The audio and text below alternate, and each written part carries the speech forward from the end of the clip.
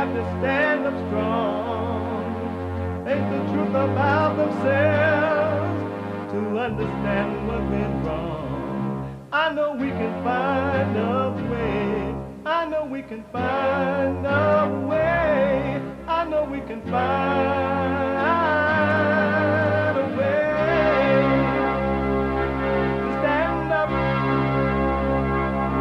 stand up, stand up.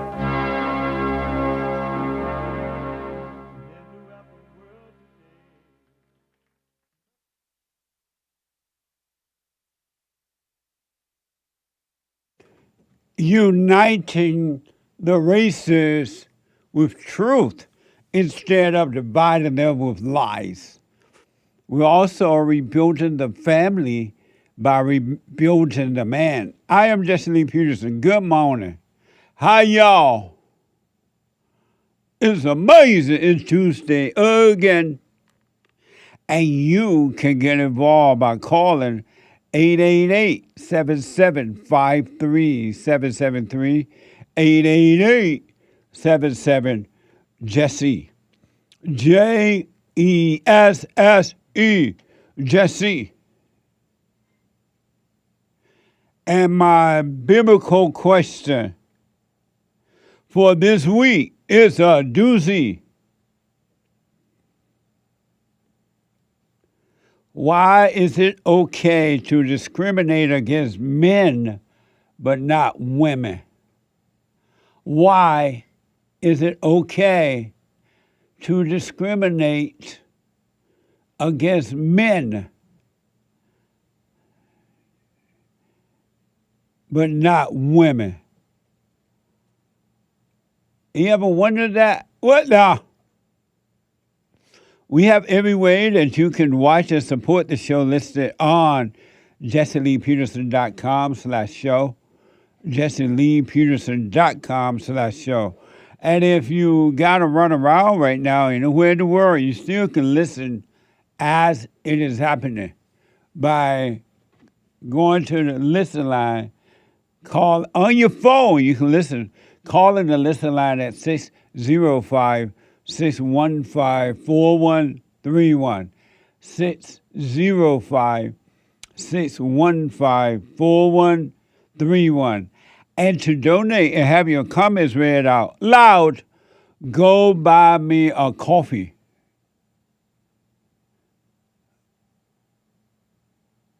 Buy me a coffee.com/JLP Talk or Bond JLP Cash App.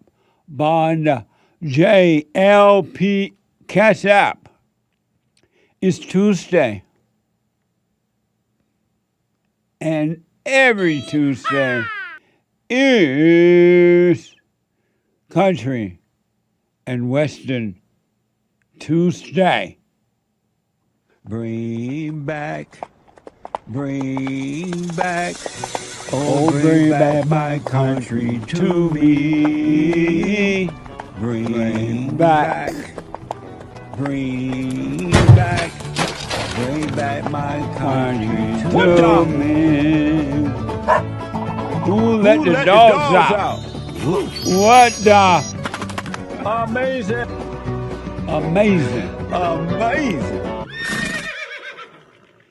It is amazing. Several things are amazing to me. May I name you two or three? Yes, Jesse, you may. It's amazing to me that the battle that we all fight is spiritual. It's not physical at all. Just think about that. And in the blindness, we think it's physical, but it's not.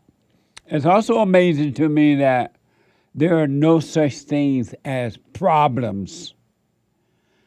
Problems does not exist at all. It may be your fault. Problems do not exist. Period. It's an illusion. Isn't that something? They do not exist. No such thing as problem. 1, 2, that's 2 amazing. Number 3, not one person on the planet, not one, unless they are truly working on themselves, men or women, male or female, and they are finally getting it. Not one person on the planet is happy. Nobody is happy. And to really see that, I was like, what the? I used to think that person with all the money was happy. I used to think that popular person, male or female, that socialite person or people were happy. I used to think that white person or white people were happy. I used to think that if you had a title, doctor, lawyer, pastor, bishop, pope,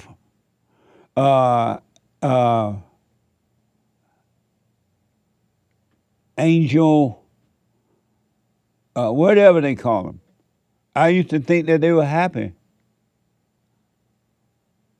Young or old, not one person on the planet is happy. Isn't that like shocking, but amazing? And except for the few men and women who are starting to look in the right place for happen. Oh, another thing, I'm going on the list. Not one religious person is happy.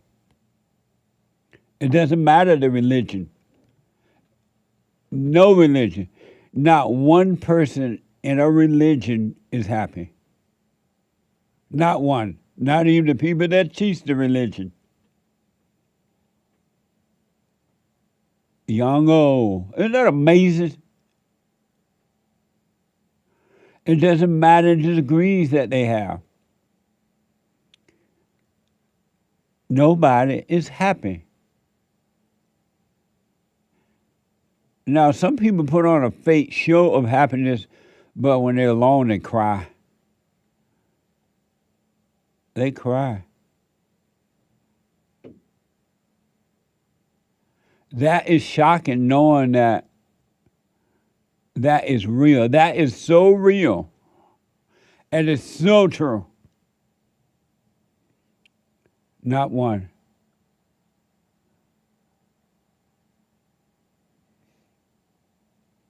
It doesn't have to be that way.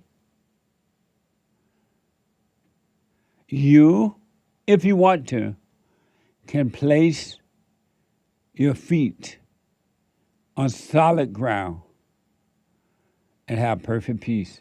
It's up to you. Most people don't want it, I understand, and that's fine. It's totally up to you. And what most people do not know, except for those men and women that are starting to work on themselves from within, and they're getting a glimpse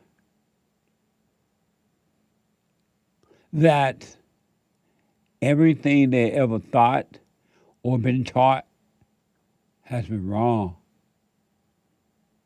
You were taught from day one by your teacher and society, your parents, and society, to live a life of death and not a life of life. And all of your life, you've been suffering. And you're trying to deal with the suffering by bringing misery upon yourself and other people, the thrills of hurting others. You're really thinking that that's life. Oh, I'm alive. I have an identity. I can hurt others, you say.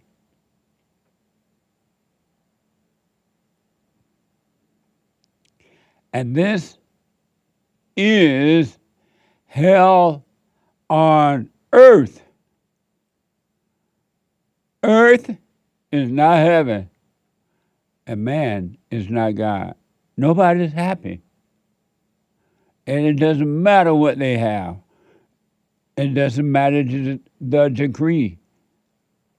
And all unhappy people are blaming someone else for their unhappiness. They don't know that is all an illusion in their mind. And the last thing that most people, not all, but most, the last thing most people want to let go of is the imagination. Even though it's been said over and over and over, you are not your thoughts. Your thoughts are not your own. Your thoughts are not even from the Creator that created you. You won't let it go. You still hold on to thoughts. You still get mad. You still get emotional. I get so emotional, baby, every time I think of you. Ain't that something what love can do? You get emotional.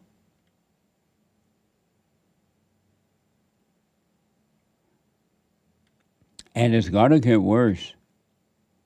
For those men and women who do not look and live from within. You got to go inward and live from within, because as long as you're living from without, you're just going to have a miserable life the rest of your life. Ain't nothing going to change at all. And it will be your fault. You've been told where to look and where to live. The kingdom of heaven is within, you've been told. Look within. Love was right first and foremost, along with no one else or nothing else. And love your enemy. Most people refuse to do that. I don't want that kind of freedom to love. What the? They say. I prefer anger. Most human beings, if not all, most, really believe that anger is a human emotion and is normal. That's just a human emotion. I'm not perfect, you say. Anger is a human emotion. You need anger. Jesus was angry, which is a lie. Jesus was never angry, so the devil got you justifying his nature, calling it Jesus. And not one angry person has peace. But yet you say it's normal. What's wrong with you? Stay off the pot.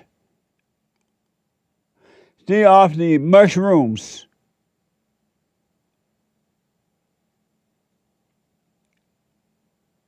And it's going to get worse, because in that emotional state, you voted in the wrong people to run your government. What the?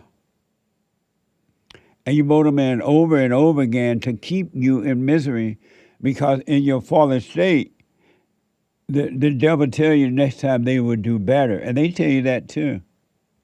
And you vote them in again. Look what they did with Clara. What the? Empty-headed, lost female, the mayor of of California. And the mayor of Chicago is no better. And you put these people in charge. Even the law of spiritual law says there's an order to life. God in Christ, Christ in man, man of a woman. And if you have children, the women watch over your children, unless they want to take them in the basement and choke them to death, according to some report. But no, you vote in female to be the head of your country, your family, your businesses, and look what's happening. Have you looked outside? It's not pretty. It is not pretty. And you keep voting in females as your leader. Even though the spirit of truth said, every time you listen to the woman, you will suffer. Including listening to your own mama, you will suffer. But you keep listening to the devil. So nobody is happy. It doesn't have to be that way. You can overcome the world psychologically and emotionally. But you think emotions are good. Emotions are normal. Emotions are needed, you say.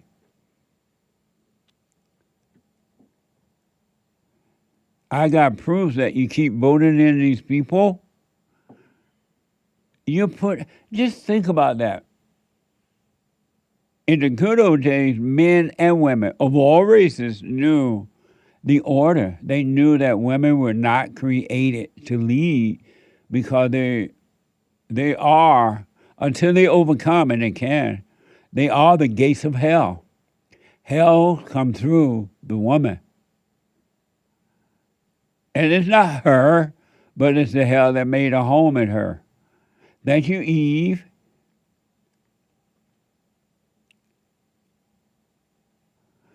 And they knew that because of that, her mindset would not be logical. Her emotions are not logical. And that everything she does is based on what she thinks and how she feels. And you put them in charge of your life. Look at the schools, the public schools and the private schools and the college schools and the schools. You've allowed these people to take over the school. Are they getting better? They were better when men were in charge.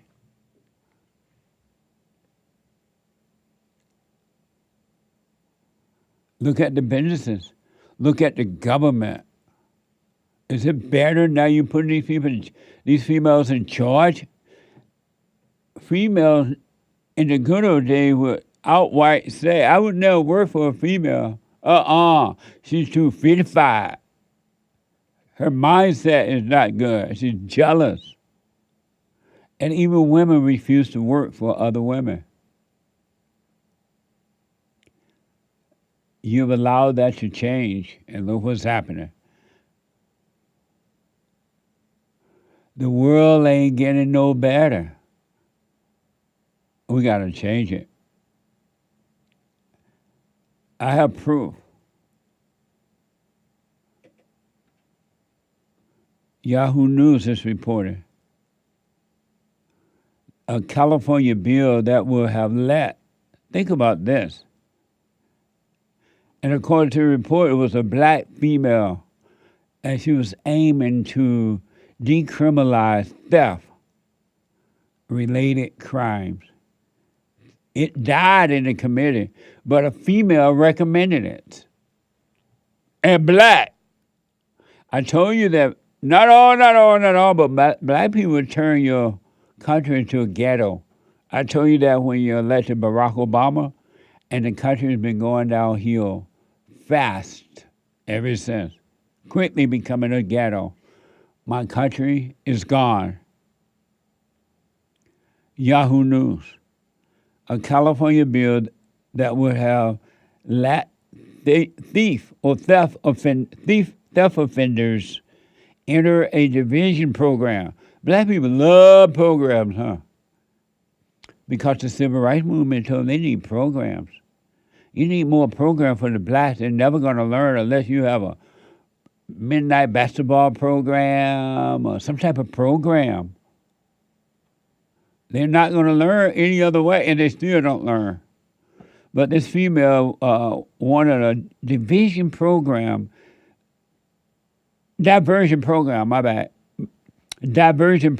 instead of facing charges. Fox News. But it is not. I want to play the soundbite for you because in California, they're advancing a bill in the state assembly that would lessen some of the penalties for theft. And here's one of the proponents of that bill. Listen to what she says. She calls it a crime of necessity. Watch. The amendments make it clear that this policy She only black. applies to low-level theft crimes, no felonies, and codifies case law. And while we have diversion programs for drugs and mental health, we do not have the same for crimes of necessity led by poverty. I mean, what's a crime of necessity? Well, socialism is theft, so no wonder they support it. These are people who can't produce, so they steal instead. Does this sound like the hood? Black neighborhoods are out of control because of ideas like this. No fathers, no men around to run them. The black female has taken over, and now you put them in your government. Now do you believe me that my country is gone? They don't want no police. Remember, Black Lives Matter? No police. Defund the police. And you said, okay. And then what happened? Then you say, oh, okay. No bail bond. Let them commit crimes and wait in the community for if they get a trial. And even then, they don't necessarily go into jail. And you said, okay, in my country. This heifer want a diversion program instead of jail. And you put her in government. Every time you listen to the woman, you will suffer. Ain't no way around it. Your mama, your girlfriend, your wife, your female friend, whomever. It's never going to work. Ladies, stop listening to these women. Men, stop listening. Do what you want. But I'm just saying, you're trying to make something work that's never going to work. They defunded the police. Now we don't have police. And watch what's happening in the streets from NBC News. This is happening in the streets, right in front of your face, because there are no police, so there's nothing to worry about.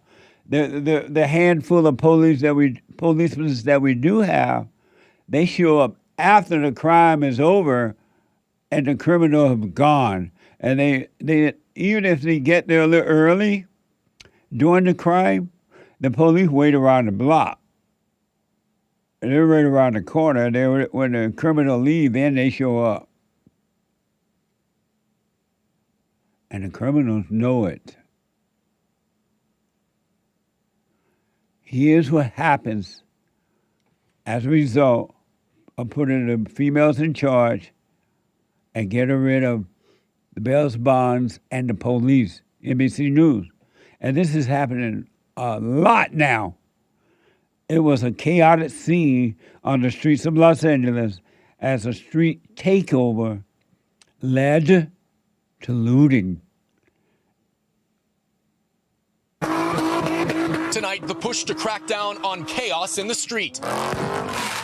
Fireworks exploding, tires burning, filling the air with smoke as more than 100 cars took over this LA intersection. Flames breaking out in the middle of an unruly crowd as police try to disperse an overwhelming scene. They say this latest street takeover broke out early Saturday morning, turning destructive. Dozens of looters trashing this liquor store, stealing alcohol, smashing glass and security cameras. Furious employees left to clean up the damage beside the skid marks of burning tires when the smoke cleared. We've worked so hard to establish this business over 11 years, and just for it to be done after just, 10 minutes of people coming in here and taking everything that we have and we've built is just very sad. They don't care about the business owner. They care about votes. They want this happening. That's why they defund the police. They want you fighting. They want you mad. They want you worried. And while you're fighting, they get the votes. And if you notice that people on the street they're not caring about the police at all. Zero.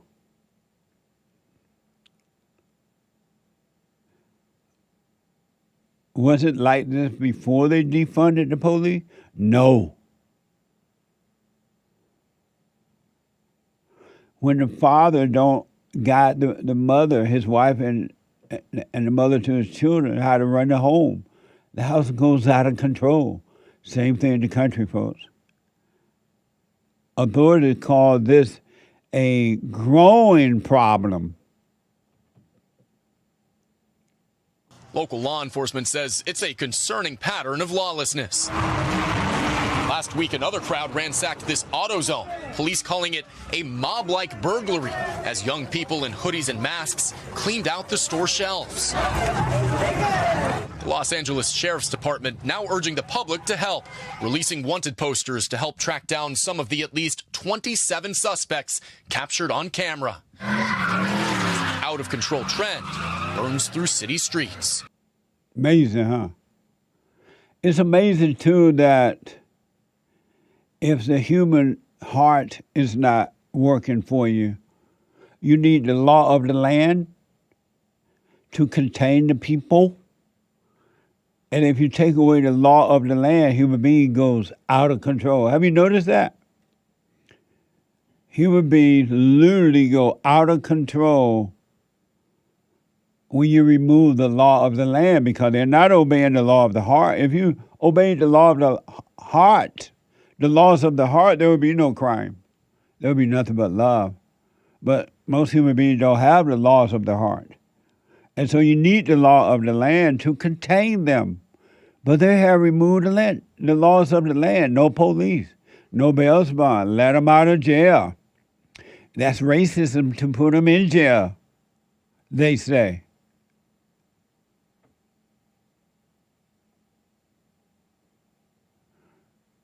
Human being would go out of control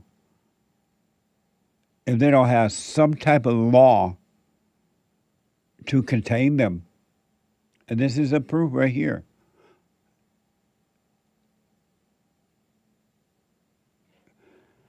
What a mess. And it's going to get worse, because you're breaking all of the laws of the heart.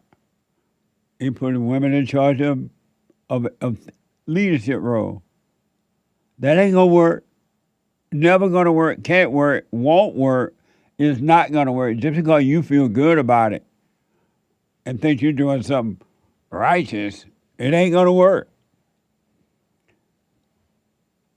And this is what you're getting. Where is Daryl Gates when we need him? If ever we needed Chief Daryl Gates, we need him now. He was a tough police chief. And the Democratic liberals hated him because he was tough. Let me go to first-time caller out of California. Clara. Clara, you are on the air. Hi, how are you doing, Mr. Patterson? Peterson, Jesse. Excuse me, Jesse Peterson. Yeah, you can just call me Jesse. Hi, Jesse. How are you doing today? All is well, Clara. Yeah, I have a point to make across. I've been hearing you speak of mostly in your sessions about the Jim Crow area. You were brought up in the Jim Crow. Is that right? Yes. And at that year, what year was those of the Jim Crow that you grew up in? Was it the 40s, the 50s? 50s. The 50s. And my question is, why do you constantly bring up the 50s when we're in 2026? I don't know how you hold that for an example all the time. Can you hold on so I can respond to that? I got to take a quick break, all right? Sure can. Thank you. Okay. 888-7753-773. Back in a moment. Check out my book, For Race to Responsibility. I show you how I was able to overcome anger. The spirit of anger was taken away from me. I had it. And as a result of having anger, I was insecure. I had doubt, worry, fear. I was in a fallen state and didn't know it. And it wasn't until I went and forgave my mother, who tried to turn me away from my father. I forgave my father for not being there and returned back to him. My spirit connected with his spirit, and through him, I was able to return to God. And I have perfect peace. Perfect love casts out anger. And when anger is gone, fear and doubt, worry, insecurity, suicidal thoughts, all of that is gone, and you are free. Amazon.com, Barnes & Noble, or if you want an autographed copy, you can go to my website at rebuildingtheman.com or call 800-411-BOND.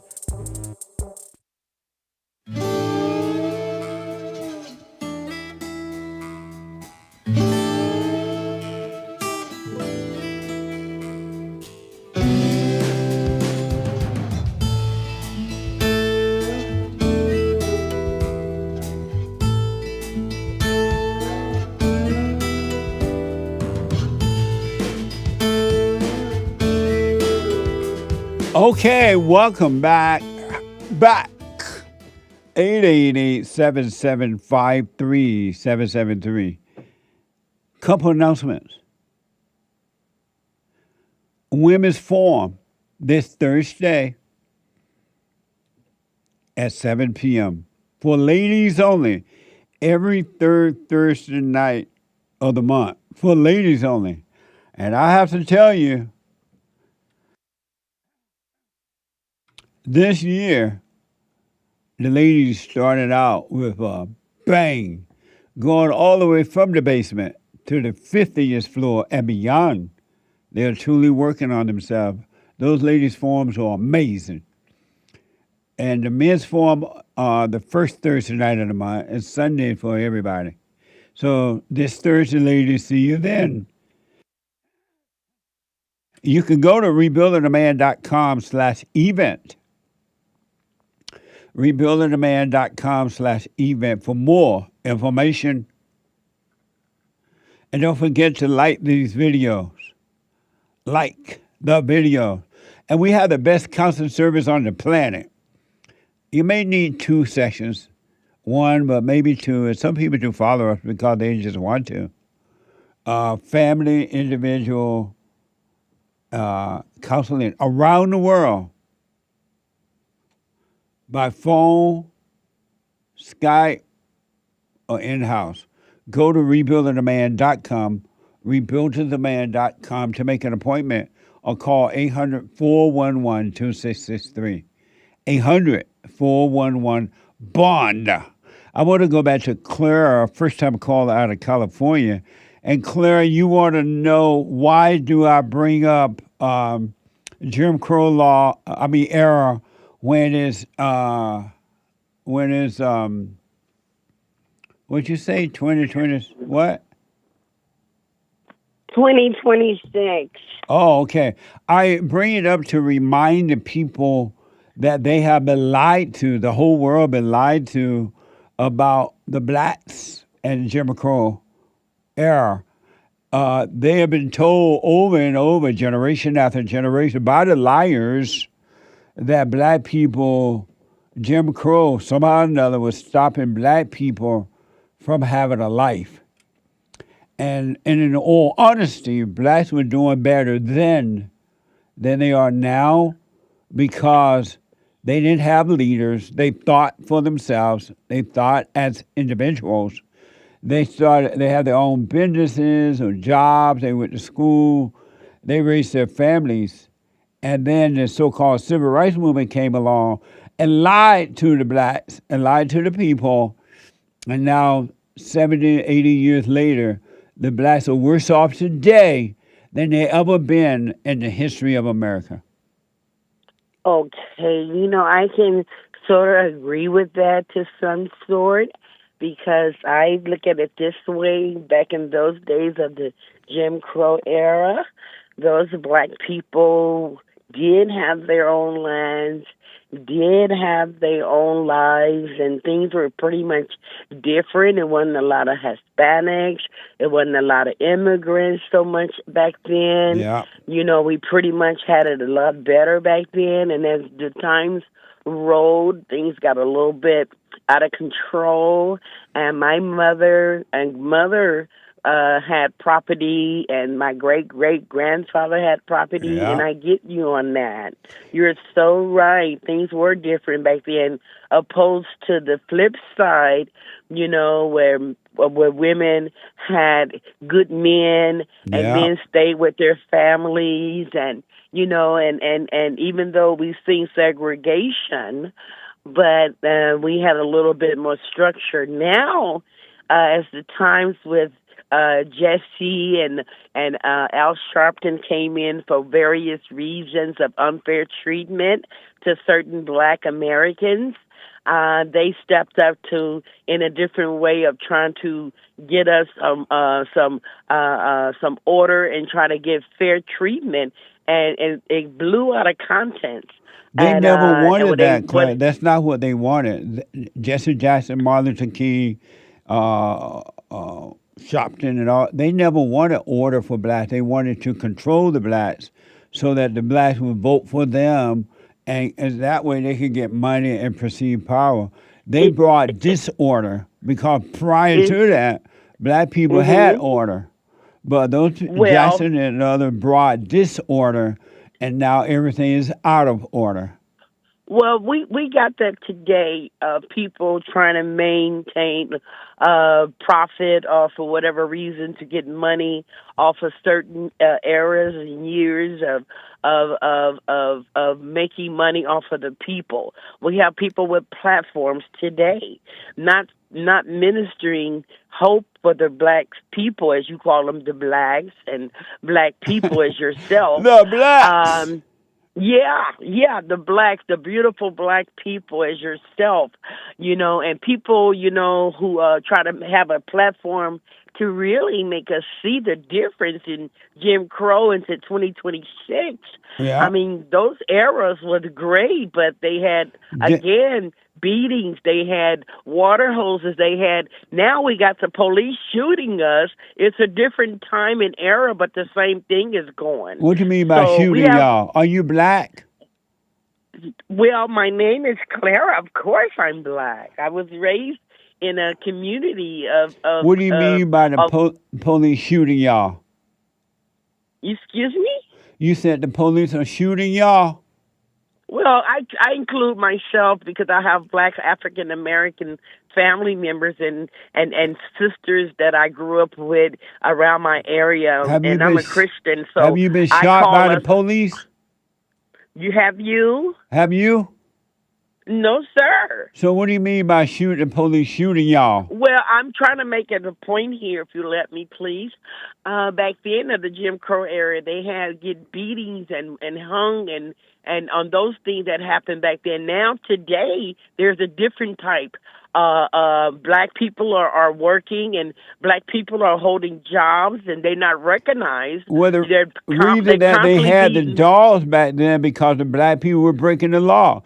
They were out there protesting, trying to force their way, following the so-called civil rights leader.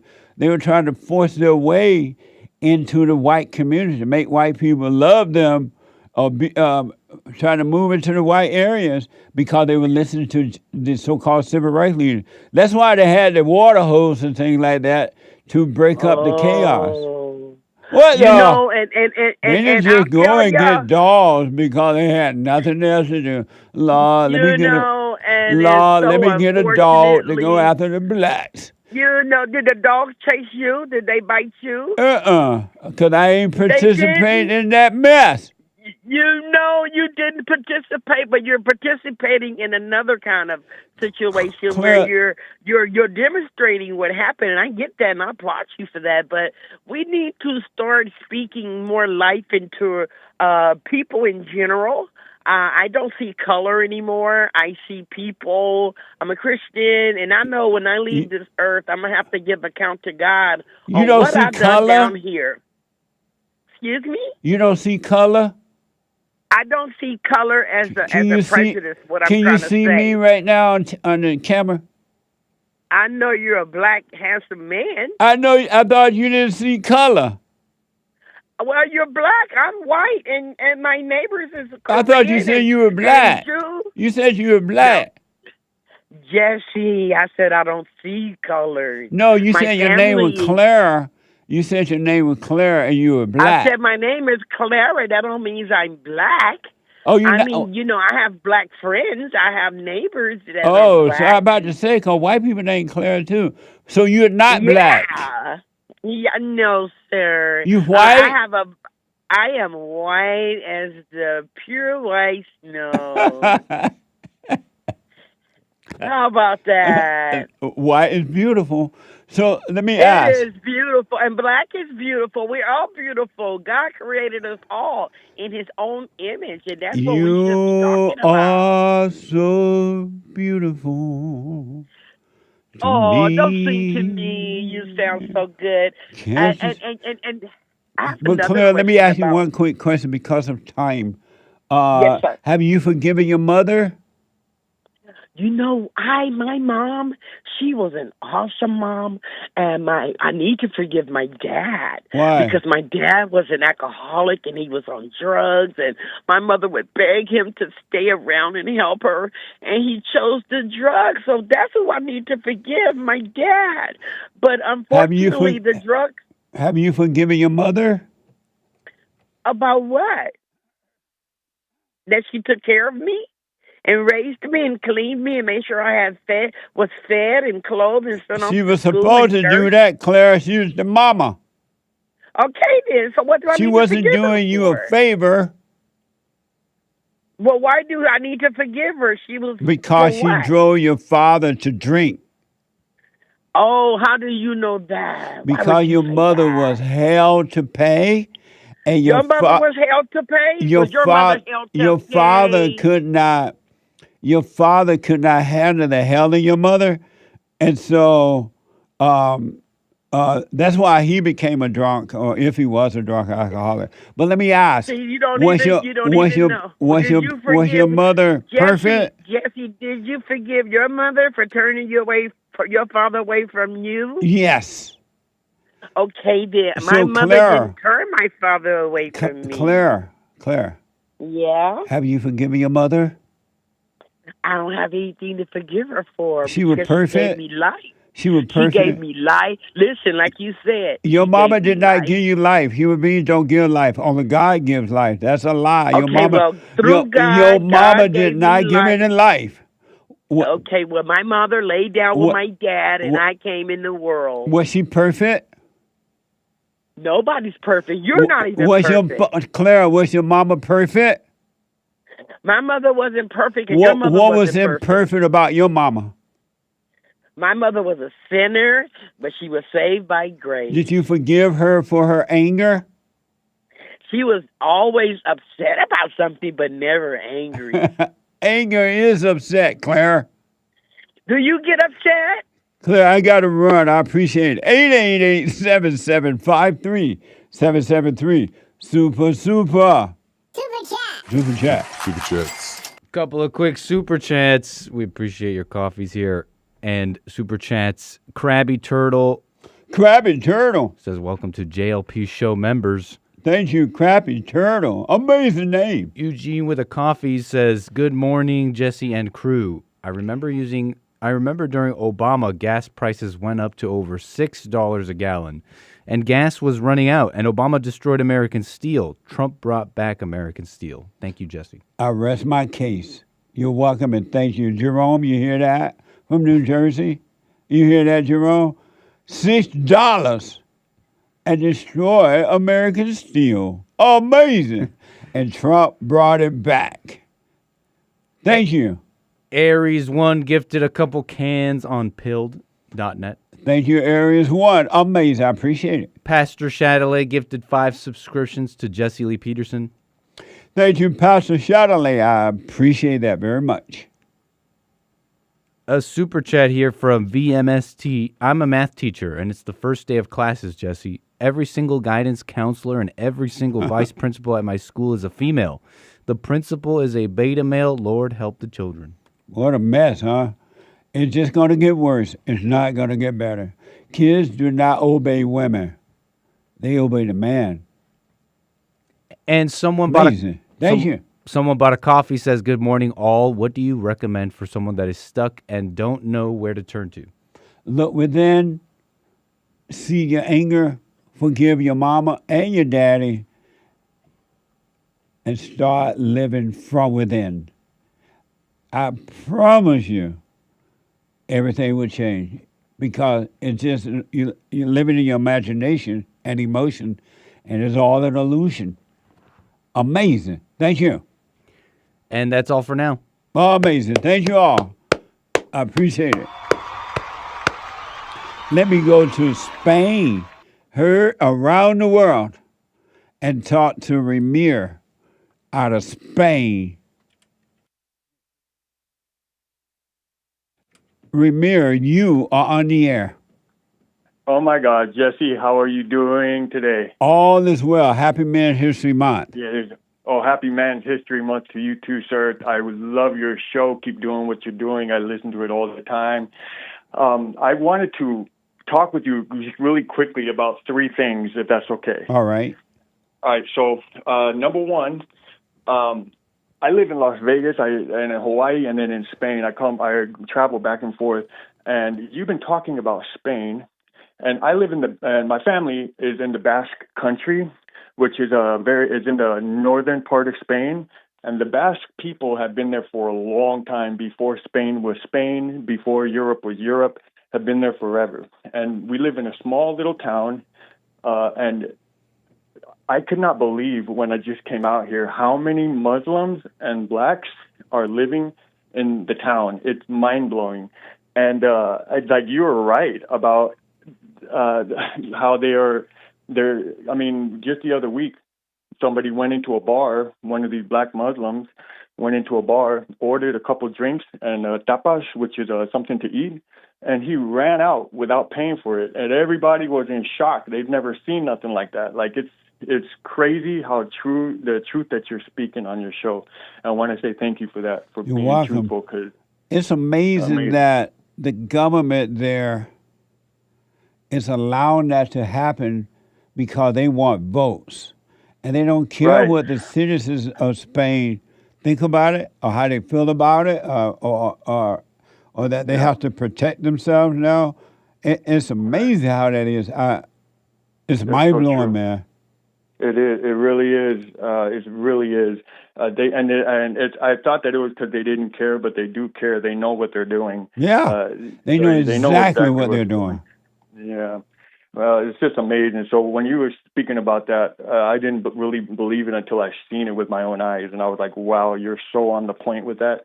I also wanted to talk to you. I had something I finally disagree with you about. Nice. So you say when you judge, you're playing God, yes, right? Yes. Right. See, wouldn't it? So when I was been pondering about this, and I just wanted to confirm and ask your opinion. When we judge, are we not really playing God because God does not judge? So aren't we more actually playing Satan every time we judge? Because when I see somebody judging, I always see them. It always comes off as me as they're accusing, as the accuser. Yeah, you're right. You make a good point. You are in your mind. People who judge others, in their mind, they think they are God, but they are the devil. The devil thinks he's God. And the devil, the people who judge, they are the devil, but they think that they are God and that they have the right. They think that. That doesn't make them a God, but they think that they are. Right. They are of the devil. Yeah. Thank you for clarifying that. That makes more sense. They believe that they're God. Satan believes that he's God. Right. You know, listening to you, I've been listening to you, I don't know for how long now, probably like a year. It hasn't been too long, but I listen to you every day, and I do the silent prayer every day. How you help me to drop my anger. I mean, my life is changing in so many ways. Yeah. I mean, it's so mind blowing. It's like I can't even express it. How amazing it is. Just the other day, I was talking with some people here with my family, my cousins, and they brought up a good point. We were having a conversation about the differences between man and woman with the biblical question. So I would like to answer that if that's okay with you. Why is it okay to discriminate against men but not women? All right. Now, I just want to I want to confirm that I don't believe it's okay, but the reason why it's okay to do that and the reason why the world is against men is because men own peace. We are the real men. When we get older, we become still real more. What I noticed with the men here too is that they're still, and I noticed that the wives everywhere I go, whether it's Hawaii, Vegas, or Spain, the wives are the ones that nag and are always like ta ta ta ta ta ta ta ta ta, and the men are like cállate, like quiet, like come on, leave me alone, like and so I noticed that. So when I was speaking with my cousins yesterday, we were having a conversation about this, which was very interesting to me. And my cousin Lander, he brought up a good point. He was like, back in the days when we were hunters and gatherers, right? We had to go out and hunt for our food. And so when we were hunting buffalo, okay, in the beginning, we were hunting buffalo.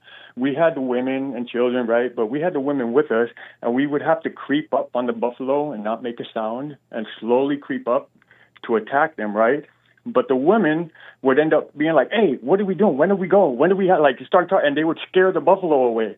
And so we had to learn to keep the women at home and tell them, look, you guys stay here, and we're going to go out, and we're going to hunt the buffalo and bring home the food. And while you guys stay, because women just don't have it in them to be still and quiet. It's like they have to make noise.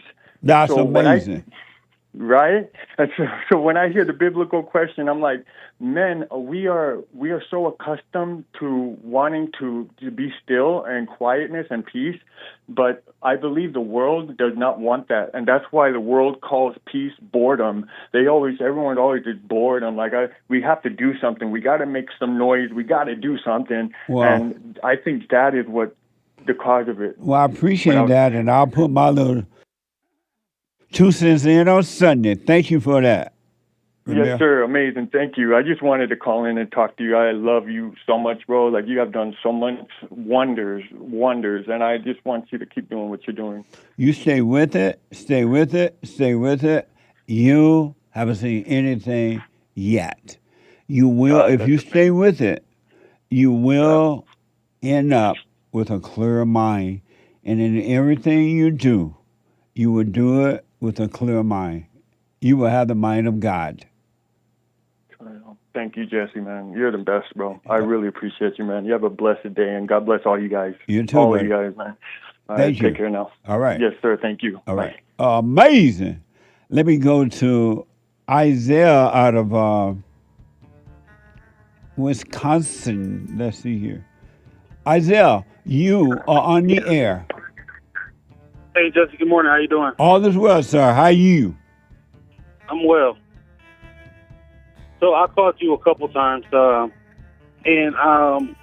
when I had, so pretty much I have, me and my wife, we have. My wife and I.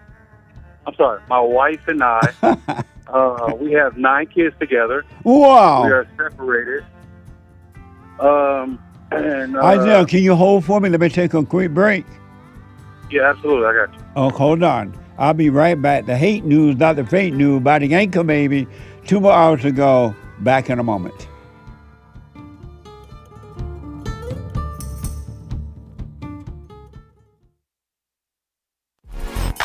So, here's what I recommend. I invite you to download my silent prayer. I know some people have called in and they wonder if the silent prayer is working. And I just want to take a second and to tell them that it works. You just have to stick with it. Yeah. That's the first thing I started doing before I even forgave my parents. And I was so depressed and suicidal at some times that I just would have to stop in the middle of my job or whatever I was doing and go into the silent prayer. And it really does help. Like, I don't have those anymore. Amazing. You haven't seen anything yet. Doubt every thought. Bring every thought into captivity. Just let them all pass. Don't judge them. You haven't seen anything. It gets better and better and better and easier, easier. So my gift to you, no charge, at rebuildingtheman.com/church.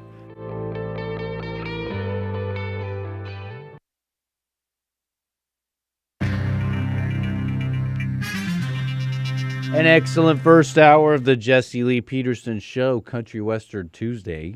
A little bit of hate news, not the fake news, read by the anchor baby. In today's primaries, November's heating up. I guess voters in Alaska, Florida, and Wyoming head to the polls today for a key primary elections that will shape the November midterms. In Florida, the big race is the Republican primary for governor.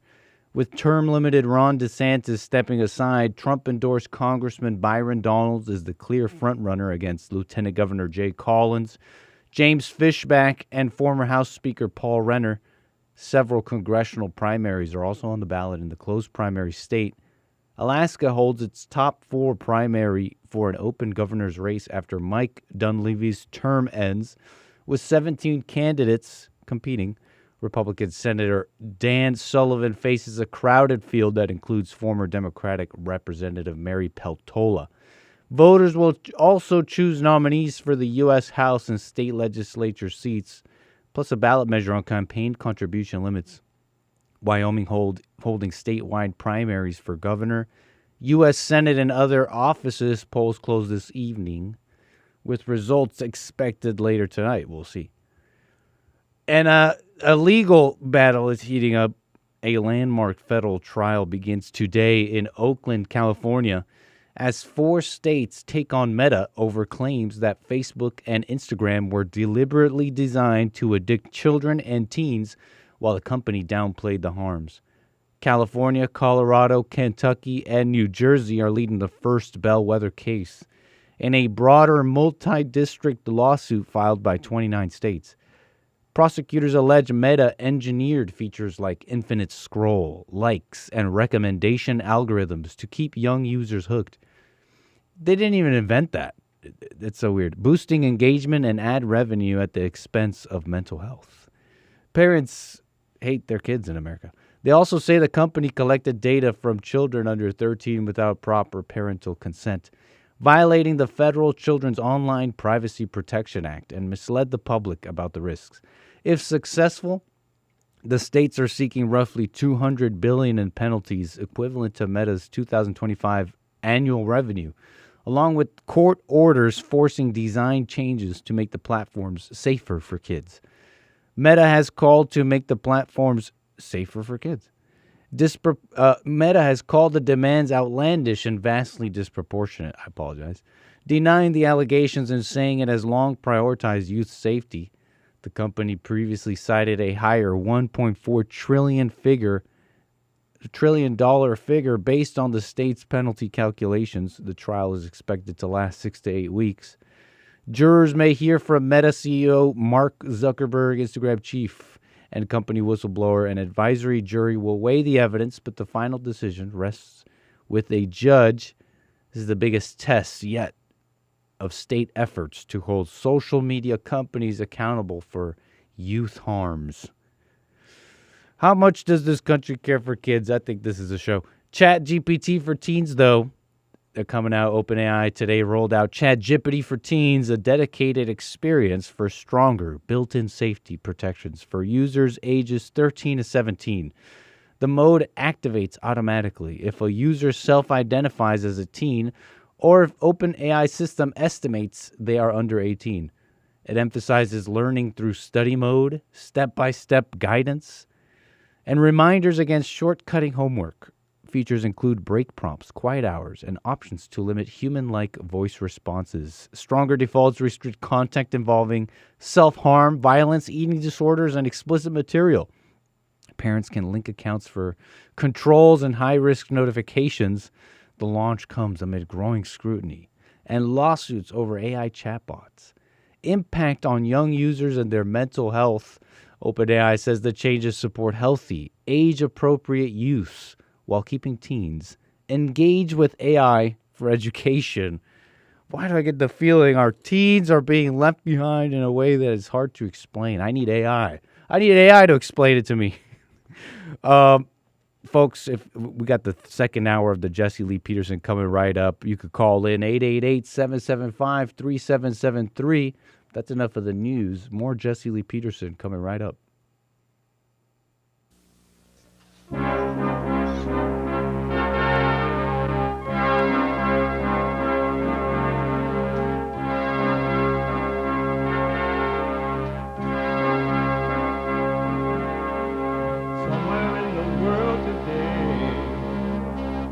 Got to stand up strong, face the truth about themselves, to understand what went wrong. I know we can find a way. I know we can find a way. I know we can find a way to stand up, stand up.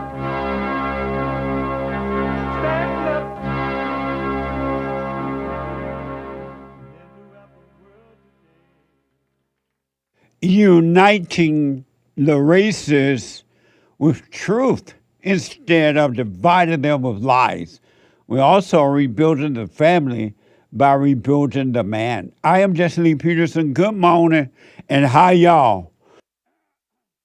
You can get involved by calling 888-7753-773, 888-77-JESSE. Jesse, Jesse. And my biblical question, a doozy. My biblical question, why is it okay to discriminate against men but not women? Why is it okay to discriminate against men but not women? What the? Amazing. We gotta get that graphic from. But we have every way that you can watch and support the show listed on JesseLeePeterson.com. Oh, that's Diddy? Hey, free Diddy. That's Diddy. I'm looking at the video up here. We have every way that you can watch and support the show listed on JesseLeePeterson.com/show. JesseLeePeterson.com/show. And if you're out and about running around and you just got to run around, but you still want to listen, you can on your phone. You can podcast and listen as it is happening on your phone by calling the listen line on TalkStream Live at 605-615-4131, 605-615-4131. And to donate and have your comments read out loud, go buymeacoffee.com/JLP Talk. Buymeacoffee.com/JLP Talk or Bond JLP Cash App. Bond JLP Cash App is Tuesday. And every Tuesday is Country and Western Tuesday. Bring back, oh, bring back my country to me. Bring back my country to What the? me. Who let the dogs out? Amazing. It is a spiritual battle, a warfare between good and evil, and it's happening inside of you, not on the outside, but on the inside. I want to go quickly back to Isaiah out of Wisconsin. I had to put him on hold there. Isaiah, thanks for holding. Go ahead. Okay. Like what I was saying was I had called you a few times. And Are you on the Bluetooth or something? no, Okay. I'm not. Okay. I'm Speak trying to right put my in. mouth as close to the phone as I can. Okay, go ahead. Is it better for you? Yes, go ahead. Okay, so yeah, like I was saying, my wife and I had separated a couple months ago. We have 9 kids together. We in separate homes now, and we're not divorced, but we still we still communicate. And she comes over to the house still, and all that good stuff. You actually, when I called you, I believe the first time you had recommended that I like pretty much change the locks on the door and all that good stuff. And then before we ended the call, you had said to have, like, you know, if I didn't see clear to do it, then, you know, kind of like just have a wait and see type of thing. Right. And that's exactly what I did. And yeah, it seems like things have. I just kind of want recommendations to see exactly what the next step should be, because you said, I noticed that every time when she does come over, I stay far away from arguing. Obviously, I'm in anger, and I know that anytime that I correct her, as far as when she's dealing with the kids, obviously she doesn't like that. When I do that, obviously what happens is she'll take my, like, one of the, whichever kid that I'm correcting, that I'm correcting her with, she would take that kid, and she would then take them out of the house and take them elsewhere, just to get them away from me. Why do you let her take them? Quite a bit. I'm sorry? Why do you let her take them? Because, like, when I do tell her she can't take them, she would, like, fight back. Meaning like, what? She don't stand for, like, meaning like she don't just stand for, no, you can't take them. Like, because a lot of times they'll say, Dad, I want to stay with you. And then I'll say, no, let them stay. And then she'll just say, no, they're coming. And then it'll be like a back and forth thing to a point where she's looking for that argument. She's looking for more. Yeah. She gets very aggressive. So I just let it be instead of arguing. So the kids live with you? No. I only have the 2 older ones. Oh, how old are they? The younger ones. I'm sorry? How old are they? So I have the 17-year-old, 16. So she can't make the 17-year-old or the 16-year-old when they don't want to, right? Say what again? She can't make the 17-year-old or the 16-year-old go with her if they don't want to. No. So I'm not talking about the 16-year-old. I wanted to correct that. He's actually 16. And then I have the 18-year-old. He's an adult. Okay. But at the time, he was when I first spoke to you, he was underage. Okay. But yeah, she more like make the younger ones go with her, like the one like my 4-year-old, 5-year-old, and like the 2-year-old. So she makes, like, when we have an incident, she makes them go with her. Like mainly my daughter, like the one that was like that looked more like me, like you kind of said, and the one who was more closest to me. Right. Anytime that she would have, when they come over, and she would do things, and she would, like, start crying or pouting or whatever, and then I would, like, she would, like, be impatient and yell at her or whatever. I'll correct her, and once I do that, she'll, you know, obviously she'll go at my daughter and be like, you know what you're doing, and then she'll get ready to go, and then she'll take her, just her, with her. It's almost like she takes her away just to work on her, and then she comes back, and I noticed that now she's been doing it so often now, because I haven't, like, spoken to you in a while, but she's been doing it so often now, she doesn't listen to me at all. Like, now it's to a point where I tell her to do things, she refused to. It's like she don't budge. The only one that listens to me now is the 2-year-old. The 2-year-old, she still, like, when she sees me, she lights up. But everybody else, all the other ones, they just refuse to listen to me. And then I hear from my 6-year-old, because he stayed at her house recently. I hear from him that, you know, it's so much order in her house, in her place. But when they come over to my place, it's chaos.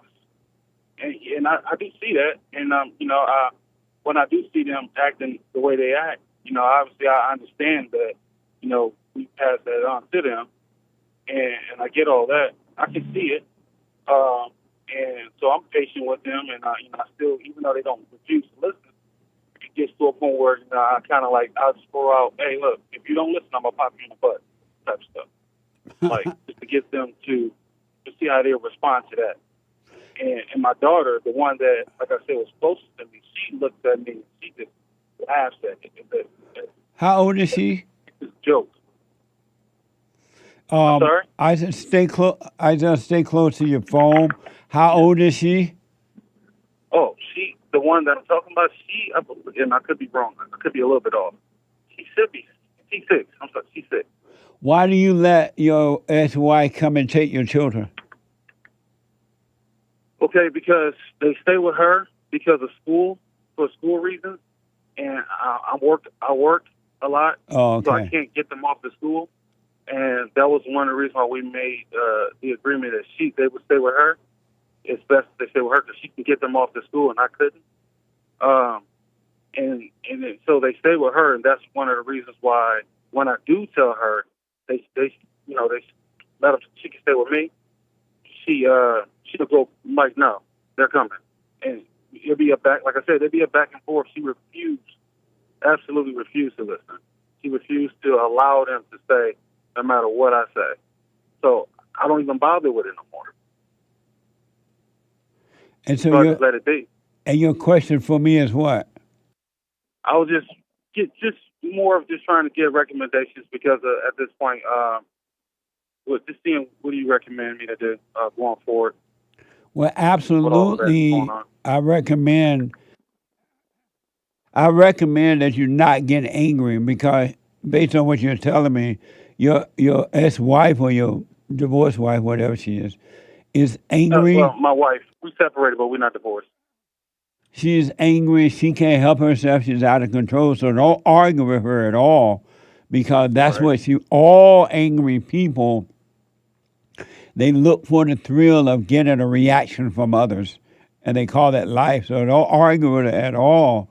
And if she get violent in any way, you call the police and have her arrested, and just take her one day at a time.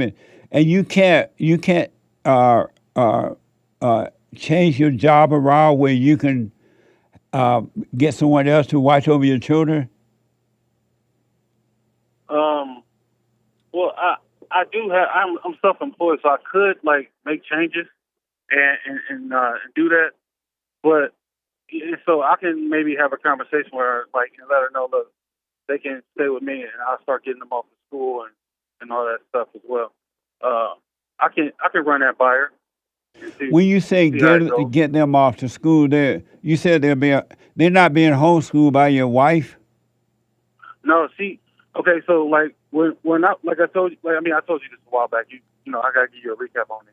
I told her to go forgive her mom. She did that. I did that. I forgave my dad. My mom, she already passed, and I knew to forgive her because I can see what I'm dealing with, obviously, and with the conflict. So after that, I also told her, that she, according to her response and what I heard from her, what her mom said, that best that she stay away from her mom.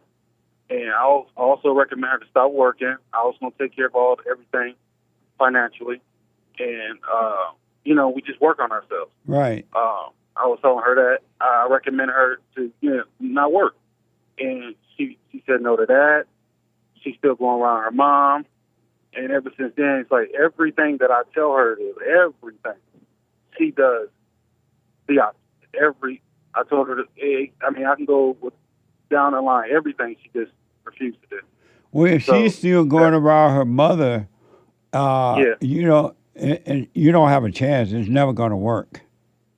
Yeah, I see that. I can clearly see that now because when she comes over now, and I told you this, I told you this as well.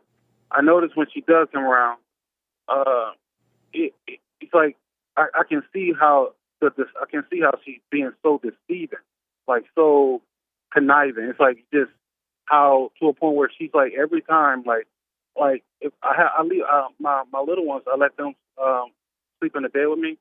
She tries to every time. It's that she's so S word. She's so wanting that all the time. Yeah. When she comes over. And every time we speak, it's about that for her. She want to sleep with you?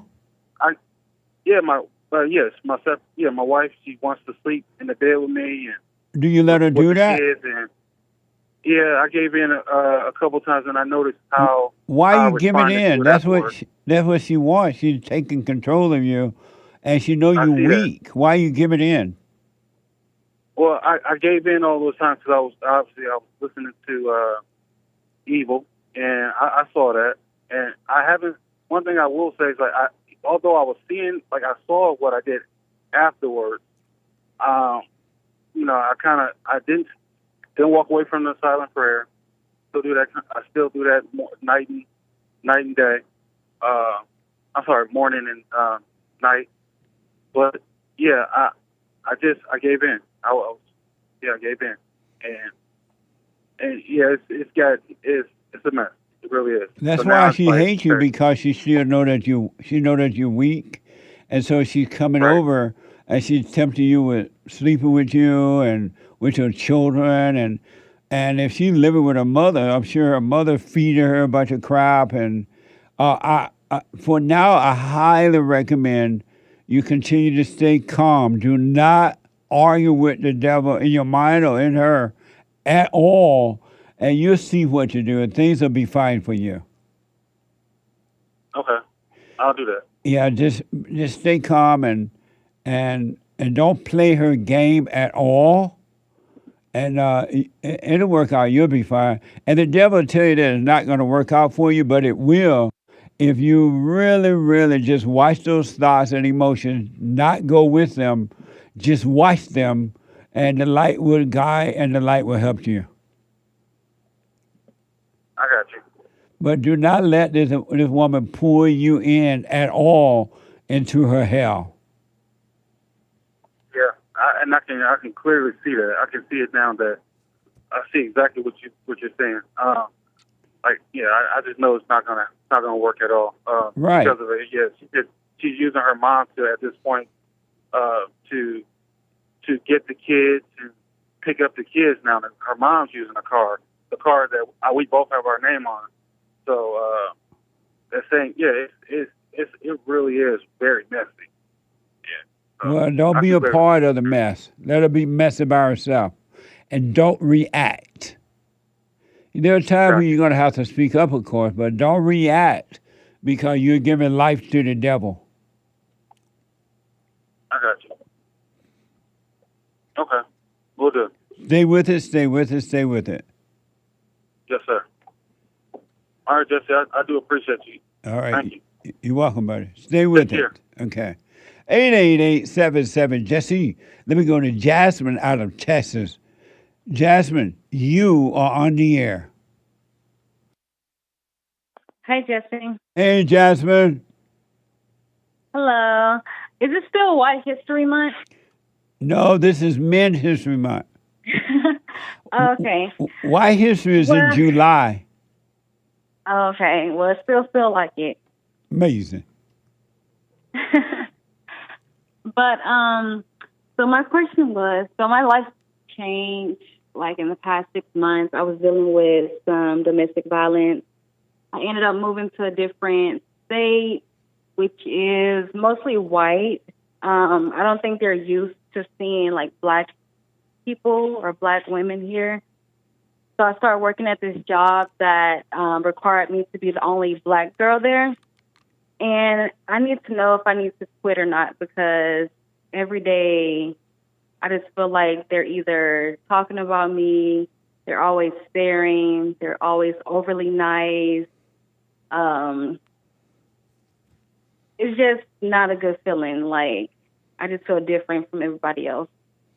When you say you moved away from domestic violence, you were beating your husband? No. No, I was not beating my husband. I wasn't married either. It's my boyfriend. You beat your boyfriend? No, I wasn't. He was doing the violence. What do you mean? It started off as like verbal abuse, and then There's no such thing as verbal abuse violence. That doesn't make sense. I mean, yes, it is. I mean, calling names, you know, just saying things to try to trigger me or get under my skin. But those are just words. How can that be violent? Well, I guess that's true. But afterwards, when that didn't work, he started putting his hands on me. So He started beating you? I guess you can say that. And did you say you told Harpo to beat me? Wait, what?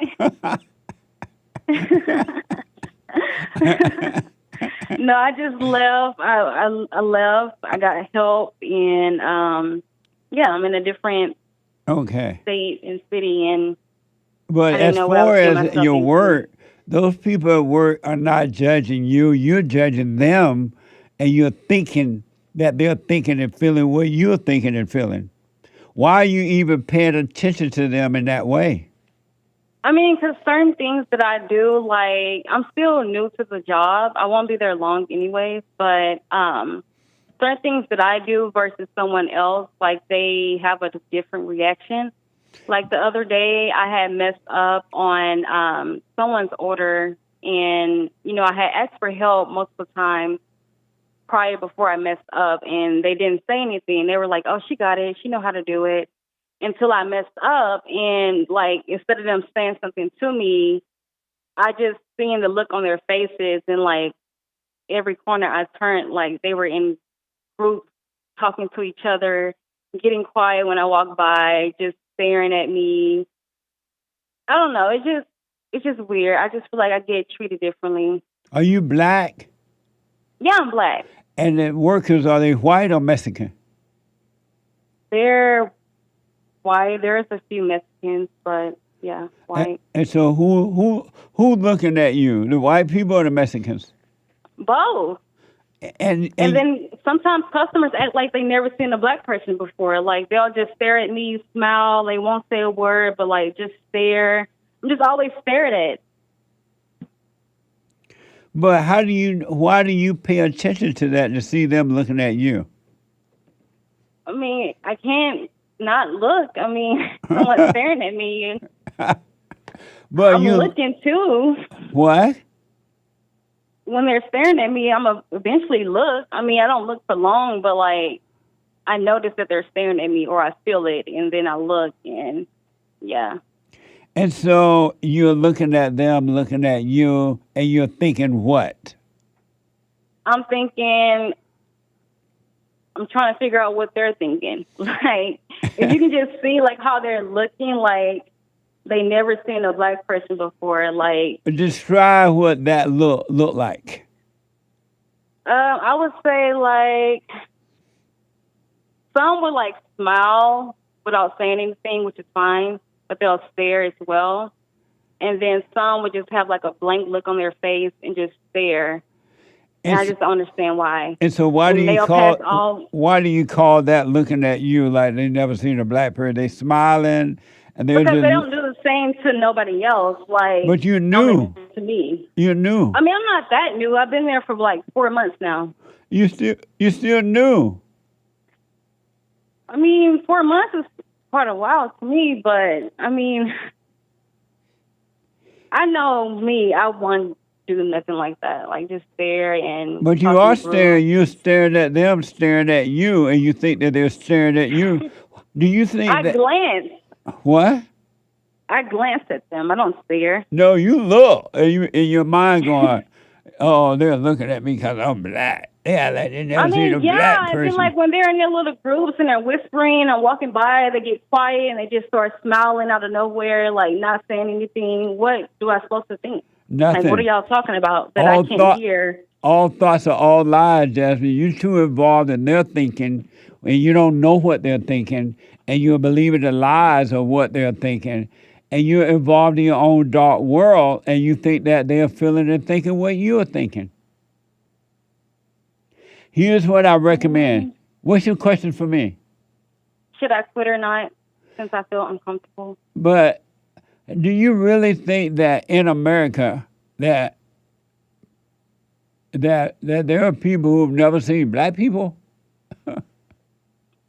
I mean, no. I mean, I know people have, but it's like, I don't know. If they're Here's not what I used to it recommend. or- If your life is not in danger, it doesn't sound like it is, I would recommend you give Not this now. a good try. I am. It's a new job. No, here's what I'm saying. When you look and these people looking at you, watch what your thoughts are telling you that they're thinking and do nothing about it. Don't believe those thoughts, reject them by being aware and see what happens. Because those thoughts are lying to you. All thoughts are all lies all the time. They cannot tell you the truth about anything.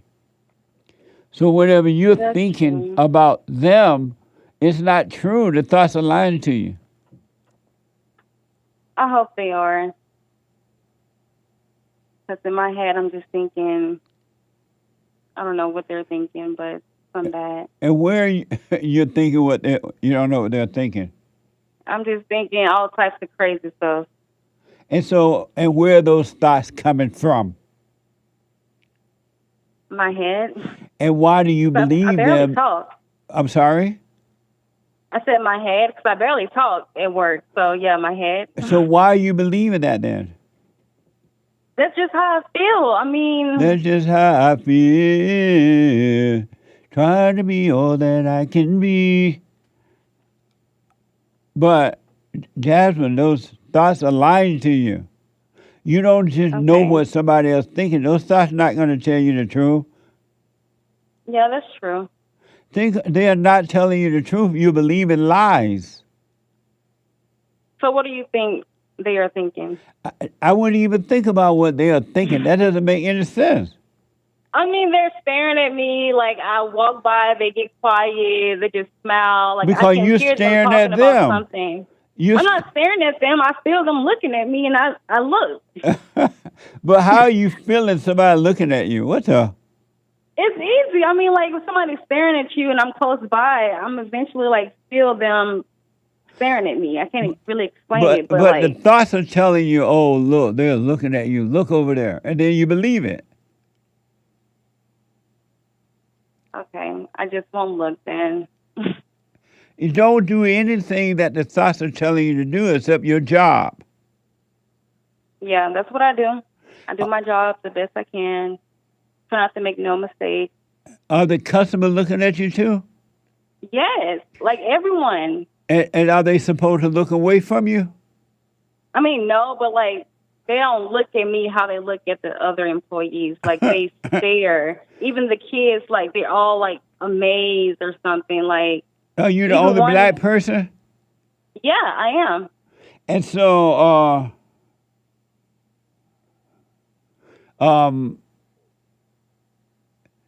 so maybe you're the only black person in the whole town? I've seen probably like one or two other black people here. Who you play with? Who I play with? Yeah, when you're at work. No one. I literally barely talk. I talk when I need to. So why are you not communicating with them? We really don't have anything in common. What do you mean? I just work. I go to work, make my money, and go home. Well, you got something in common. They're there working, making their money, and going home. Yeah, but I also hear them complaining about like other stuff that I just don't want to engage in. Jasmine, why don't you make yourself available? Why don't? I mean, I have, but Why I don't also you felt like I be- was overly ghetto, and they started staring at me even more. So what now? So that's another thing. You said what? When I have engaged before in conversations, I felt like I was acting a little bit too maybe ghetto for them. How you acting ghetto? What does that mean? I don't know. The way I talk, I can talk country sometimes, especially like when I get comfortable with somebody. Let me hear you talk. Speak country. Well, not right now. I'm in my professional mode, but Hold I on. am at work too. What a mess. Hold on. I got to take a quick break. Back in a moment.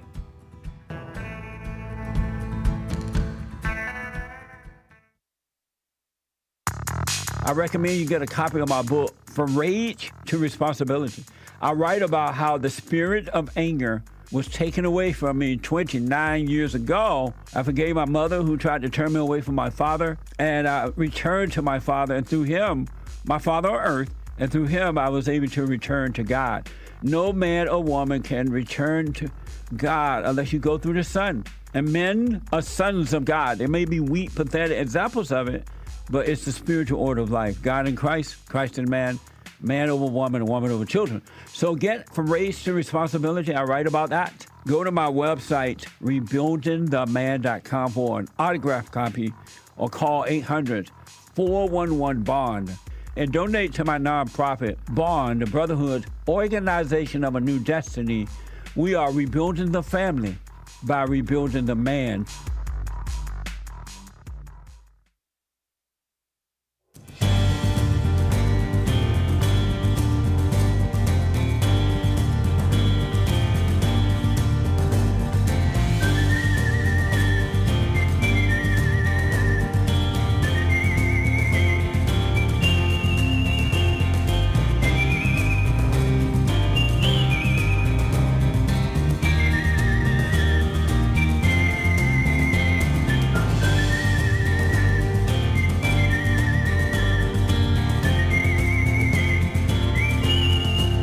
What a mess!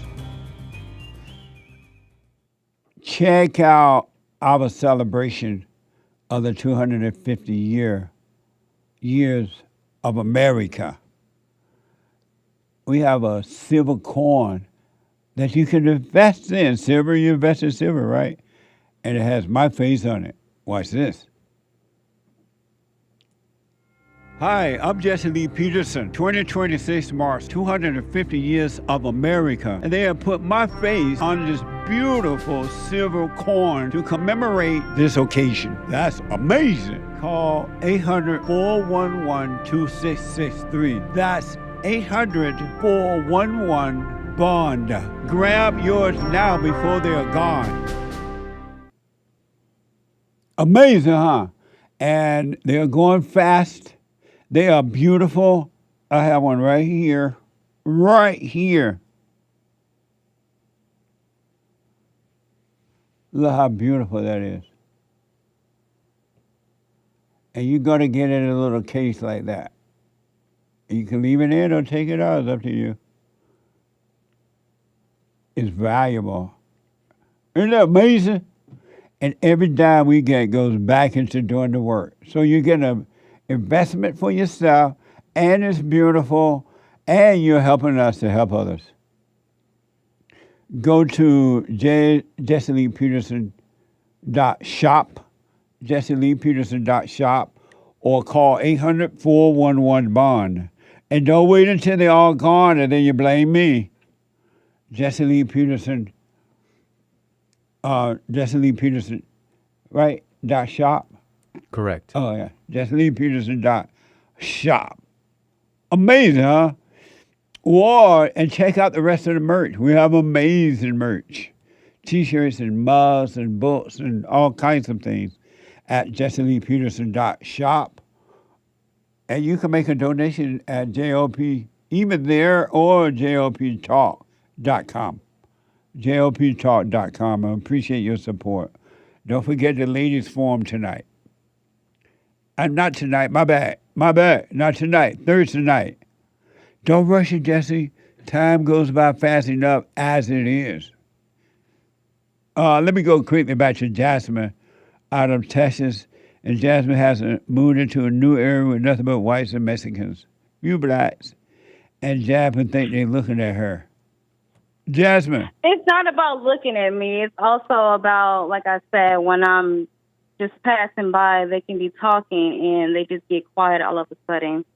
I just feel like an outcast in a job, basically. They may be, and I don't know. You know, black people are so touchy.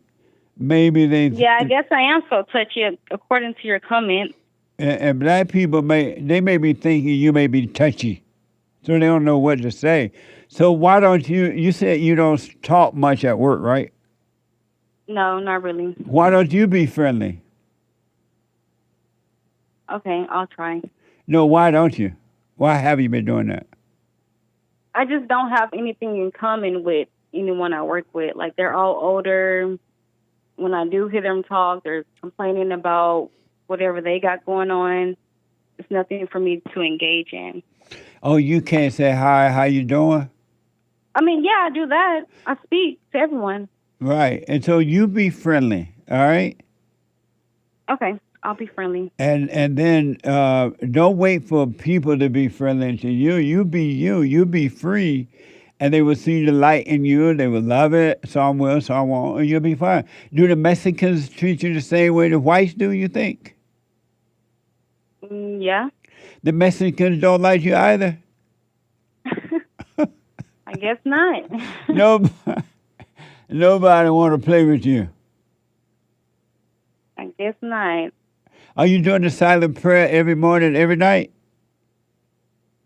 No, I don't. Well, no wonder. The devil got your mind. I'm not going to lie. Why are you not working on yourself? I am working on myself. Not if you're not doing the silent prayer, you're not. You're right. I should do it a lot more often. So what do you mean, I am working on myself? You're not working on yourself. I mean, I'm working on myself as far as, like, getting myself back together and being alone again. I haven't been alone in years, so just trying to rebuild life. You can't rebuild life. I recommend, Jasmine, you get serious about your spiritual life, and you do the silent prayer every morning and night, and then you practice staying present, because the devil got your mind. I don't know what's happening at work, but the devil got your mind at work, and he has you looking at these people, and he's telling you what they're thinking, how they'll feel, and you're believing it, and you're reacting to it. And now the devil, you're saying, the devil like, you should just quit. You should leave this job. And then when you do that, the devil going to laugh at you. And then you're going to go get another job, and the same thing or even worse situation will come because you believe in a lie. Mm-hmm. You're in your head. Yeah, I know. And so you're doing it because you're not in the light. You're in the darkness of your thoughts and imagination, and you're believing things that are not true. And even if it was true, if you were not in your thought about it, you wouldn't even be thinking about it. That would be the last thing you'll think about, how those people feel about you. You would treat them the way you would like to be treated. You wouldn't want anything from them. Right. Why don't you work on yourself? What's wrong with you? I mean, nothing's wrong with me. Then why don't you work on yourself then? I am working on myself. Not if you're not staying present, you're not. You said staying present? By doing the silent prayer and staying out of your thoughts. Yeah, that's true. I'm working on it. I need to work harder, I know. But I'm trying. You don't need to work harder. You need to do it. Why are you not doing it? I don't know why I'm not doing it. I mean, I I'm know always why in you're my not. head. What? I said I'm always in my head. Other than that, I don't really have an answer to why I'm not doing it. You're not doing it because you love your misery. You love being at work and looking at these people and I think hate that it, actually. and thinking that they're judging you and they don't like you because you're black and they ain't never seen a black person and blah, blah, blah. You love that. Mm-hmm. Otherwise, you would let it go. Why you love your misery? I don't love it. And then let it go. Okay, I will. Why you love your misery? I actually hate it. I don't love it. Well, you hate what you love and you love what you hate, and that's the problem. You're not to love nor hate.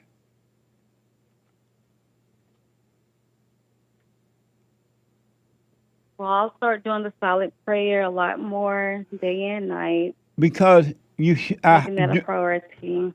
do what you want, but I recommend you do because you're totally in your head. It is so abnormal.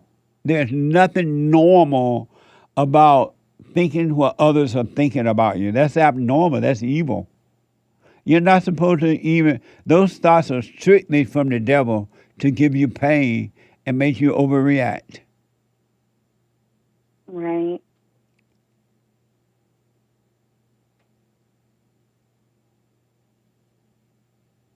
So that makes sense? Yeah, it does.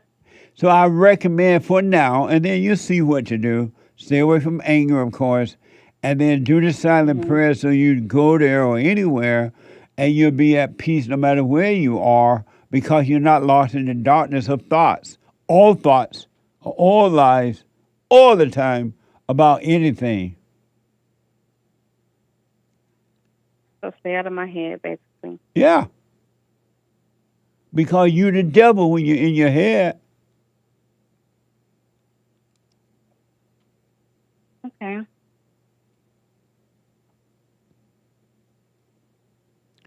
You be of the light and not of the darkness. Can I hear you say you have a ghetto personality and a white personality? No, I don't have a ghetto personality. It's just, like I said, working with who I work with, I feel like sometimes I talk in slang. Let me hear you talking slang. Understand. No, white people don't understand. Y'all got any bread over there? Let me hear your slang talk. I can't. You can't what? It just comes out naturally. I can't force it. So right now I'm hearing your white voice? No, this is how I normally talk. I mean, I work in customer service, so I'm kind of conditioned. So which one is your real voice? Your slang one or your white customer service one? My customer service one. I mean, it depends on who I'm talking to, what we're talking about. Then maybe I start talking in slang language or whatever. Give me an example of you speaking in slang. I can't, Jesse. Why? Y'all want some watermelon? Y'all got any watermelon here? See, that's probably something I said at work, and they was looking at me like, what the hell is she talking about? But Jasmine, in all seriousness, you're making a horrible mistake spending 1 iota of a moment looking at other people thinking what they're thinking about you. That is pure evil. Because the thought's going to tell you what you want to hear. Yeah. So I recommend, it's up to you, of course. You do the silent prayer, stay with it. And when you're at work and the thought's going to say, oh, look, they looking at you. They ain't used to seeing no black people around here. You just let that pass, do nothing about it so you can get over that. Because you should be able to go, and you will be if you do what I tell you, suggest to you. You'll be able to go anywhere in the world around anyone, around a crowd or around one, and you'll be at perfect peace. But you listen to the devil, your thought, you're never going to find peace there. Okay. I'll take your advice. Let me know how it goes. I will. Thank you. And you told Harpo to beat me.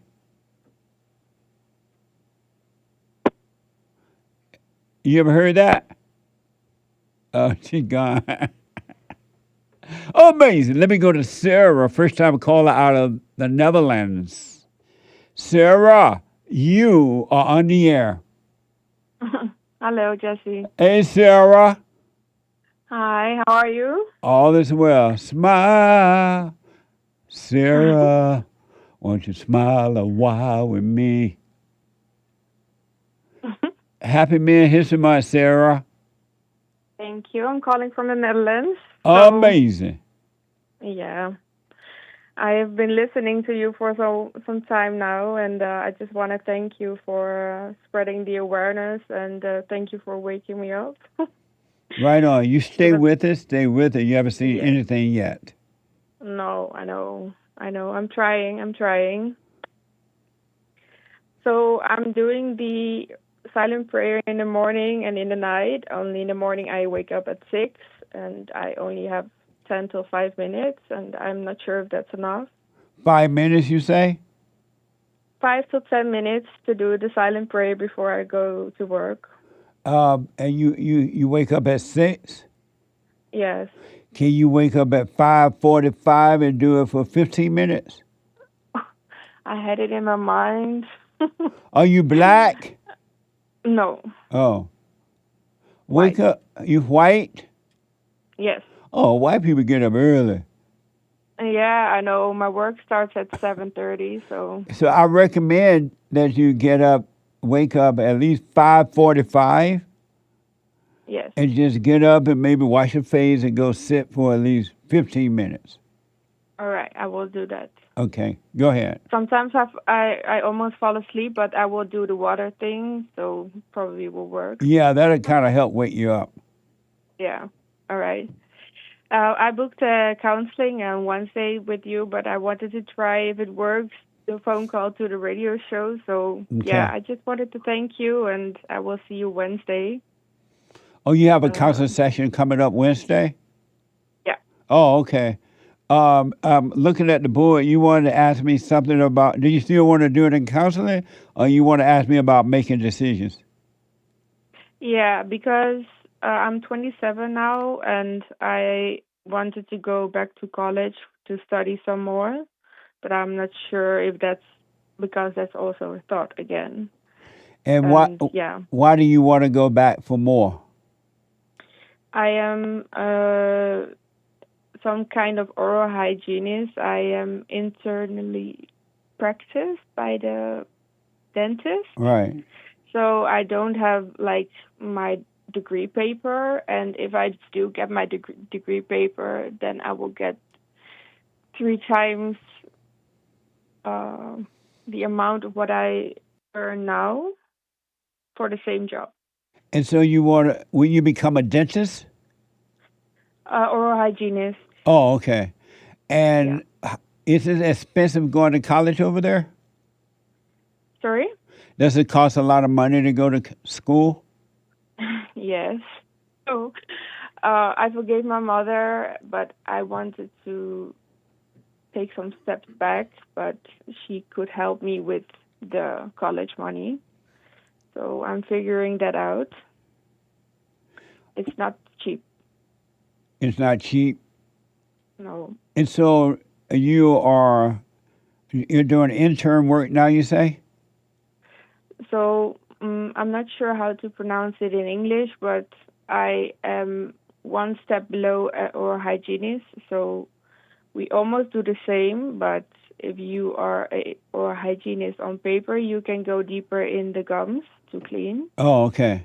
Okay. Yeah. And based on what you've said, that is a good trade to have because you can go anywhere in the world to do that. And so if you want to go back and get your degree so you can make the top dollars, I don't see anything wrong with that. No, me neither. And I like it, so. Yeah, and it's not like you're going to school to study women history and all that mess, or black history. No, thank you. No. So it's like you're getting a trade, so I don't see anything wrong with that. No, me neither, but yeah. So if you want to do it, absolutely. All right. Thank you. Yeah, that was it, actually. I just wanted to thank you. I admire you really, really much. And you stay with us, Sarah. You haven't seen anything yet. So stay with the silent prayer. Never get angry about anything with anyone for any reason, and you will have a life that was created for you by God. It would be amazing. I want that. And I know I'm evil still, so I want to I want God to remove everything. So. And He will. And all you got to do now is just stay with the silent prayer and watch those thoughts. Be aware of them, but do nothing about it. Don't react to them. Don't overreact. Don't blame anyone, not even yourself. Don't get mad. Just be the watcher of thoughts and go on about your life, doing your work, and your life will naturally, automatically change from hate to love, and you will have an amazing life. Yes, will do. And I will talk to you on Wednesday for some more questions. All right, Sarah. Amazing. All right. Yes. Bye-bye. Bye now. We'll talk Wednesday. Yes. We have the best counseling service on the planet by phone, Skype, or walk-in. Go to Jesse Lee Peterson. Call 800-411-BOND, 800-411-2663, or rebuildingdemand.com. Rebuildingdemand.com. Phone, Skype, or in-house. Hate says it's not walk-in, Jesse. It's in-house. In person. Super. Super chats. Couple of super chats here. Appreciate it. Someone with a coffee says, good morning. Good morning. Michael, welcome, JLP show member, Michael. Thank you, Michael. Walk-in Roscoe with a super chat says, is there another problem? Quick, put yet another angry black woman in charge of something. What a mess. Love y'all. Rich in Germany. Amazing. Stay with us. Stay with us. Stay with it. He was referring to that government person that wanted another program for the lawbreakers. Amazing in California. Thank you. Charlie's been a member for 7 months, says starting our 8th anniversary with JLP. Nick news, not the trick news. Love you guys. Stillness is wisdom. That's right. Stay with us. Stay with us. Stay with it. And congratulations on your 8th anniversary. Amazing. SLP with Faith, I think, says, welcome to the JLP show member. Appreciate it. Right on. Thank you. Amazing. Eric with some coffee says, in response to the biblical question, why is it okay to discriminate against men but not women? What? Masculinity is sacrifice. Femininity is innocence. At the core of all thinking is the belief that women are innocent, and it drives the selfish nature of men and women, which inevitably perceives the man as dispensable. Amazing. Thank you. I'll put my 2 cents in on Sunday. Thank you. Someone with the coffee says, hello, Jesse. I started a class where the teacher has a medical condition. The devil immediately started giving me thoughts of fear. I am embarrassed that I am this weak spiritually. Should I drop the class so I can get stronger spiritually so I don't struggle with fear? You get stronger spiritually by not being embarrassed, number one, because there's no one there to be embarrassed. And number two, you become spiritually strong by dropping all anger and being aware. Stay present. Drop it out. And I'm not telling you to drop out or not. I don't know the situation of the teacher or what's going on. But you're not going to get strong by just dropping out of a class. You get strong by dropping anger. Amazing. Thank you. I wish you well. Thank you. ADHD says, met an old pastor at gym. He believes in speaking in tongues. I told him I don't believe it and it's nonsense.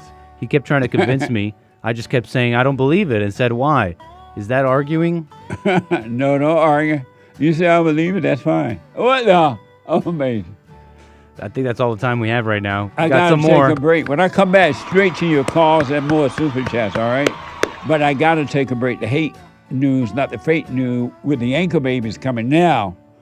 The anchor baby's on it, folks. He's doing a hate job, his job, and Bond's job. What the? Back in a moment. Anytime you have situations happening in your life, always be still. Don't overreact. most of the people that I know, they say, "Oh, I know Jesus. I love Jesus. I'm an observer." And as soon as something don't go their way, they get mad. I'm like, what the? If you overreact, folks, remember to do that. Don't overreact. And when you get mad, it's your problem. It ain't your wife's problem, your husband's problem, your neighbor, your friend, your preacher, your teacher. It's your problem. Why you think you tick? It didn't go your way or the way you think it should go. Don't have a way you think it should go. Let life just happen. Thoughts make you think that life should go the way you want it to go. And if it doesn't, if someone don't do or say or act the way you think they should act, you hate them. And then you blame them for being mad. It's the darndest thing I ever seen. But it's amazing to see it. So relax.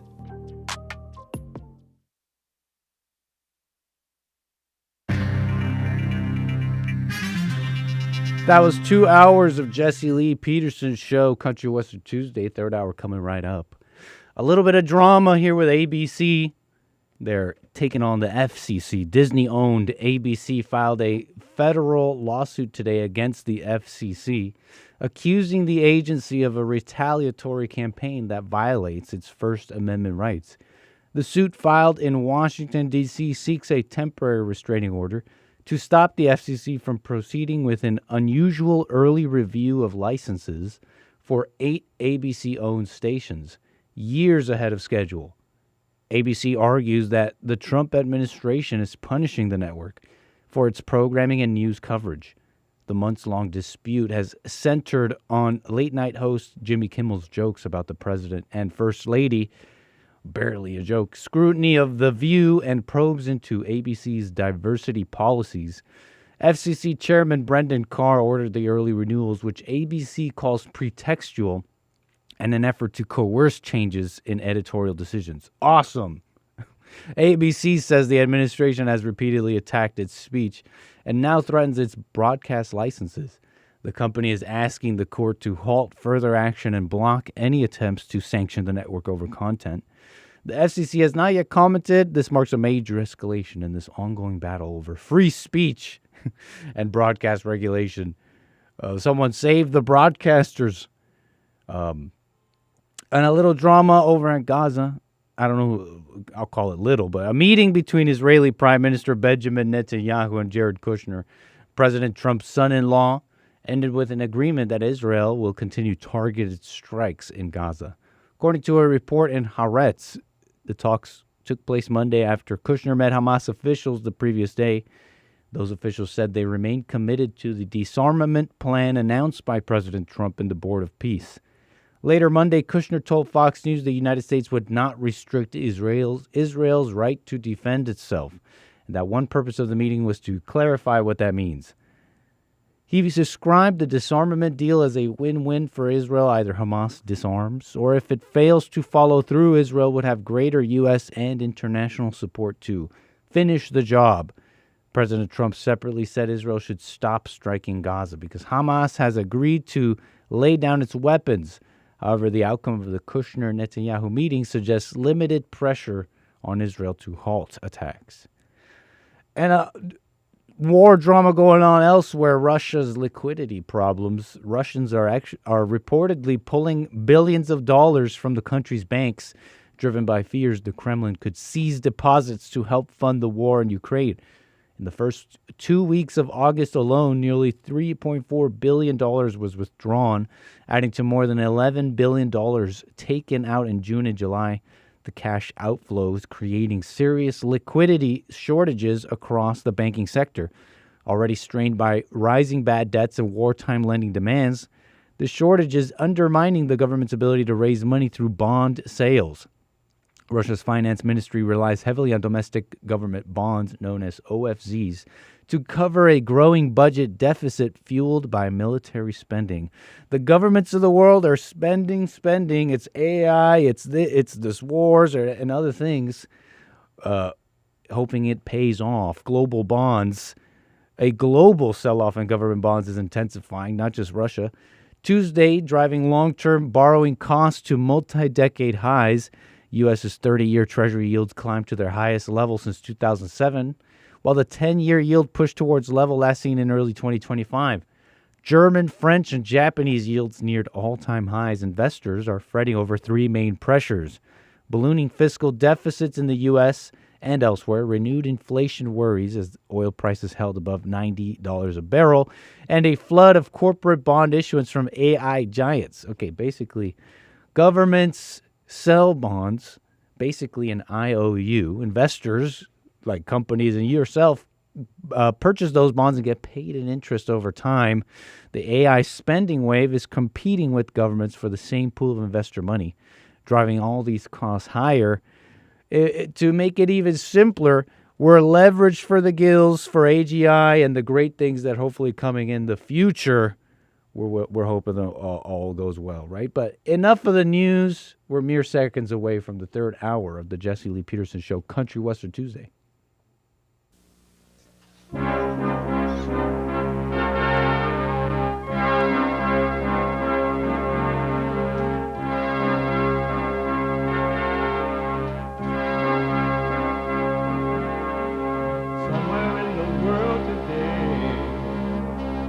Got to stand up strong, think the truth about themselves, to understand what went wrong. I know we can find a way, I know we can find a way, I know we can find a way to stand up, stand up.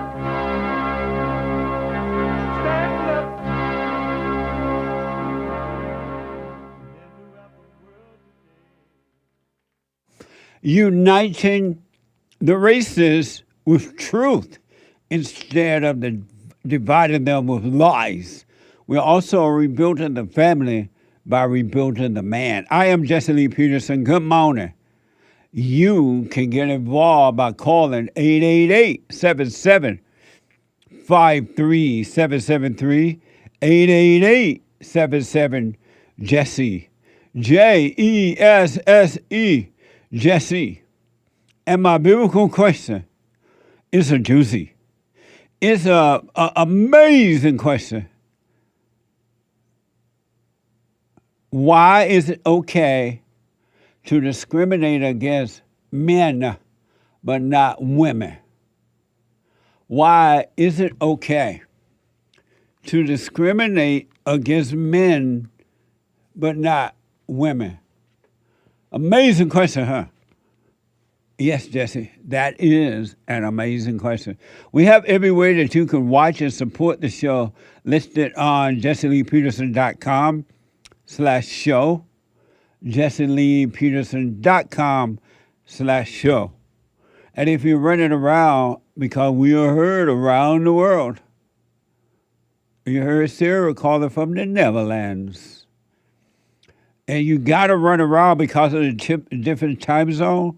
You can listen on your phone and podcast and listen on your phone no matter what you're doing. Hiking, walking, running, whatever. By calling the listen line on TalkStream Live at 605-615-4131. 605-615-4131. And to donate and have your comments read out loud, go buy me a coffee. Buy me a coffee.com/JLP Talk or Bun JLP Cash App. Bun JLP Cash App. It's Tuesday. Yeehaw!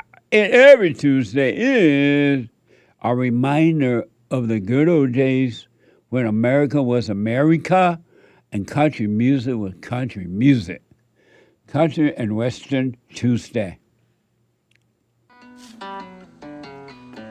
All my thoughts, well, they've all been lies. They let me down every single time because the devil's been making homes inside my head.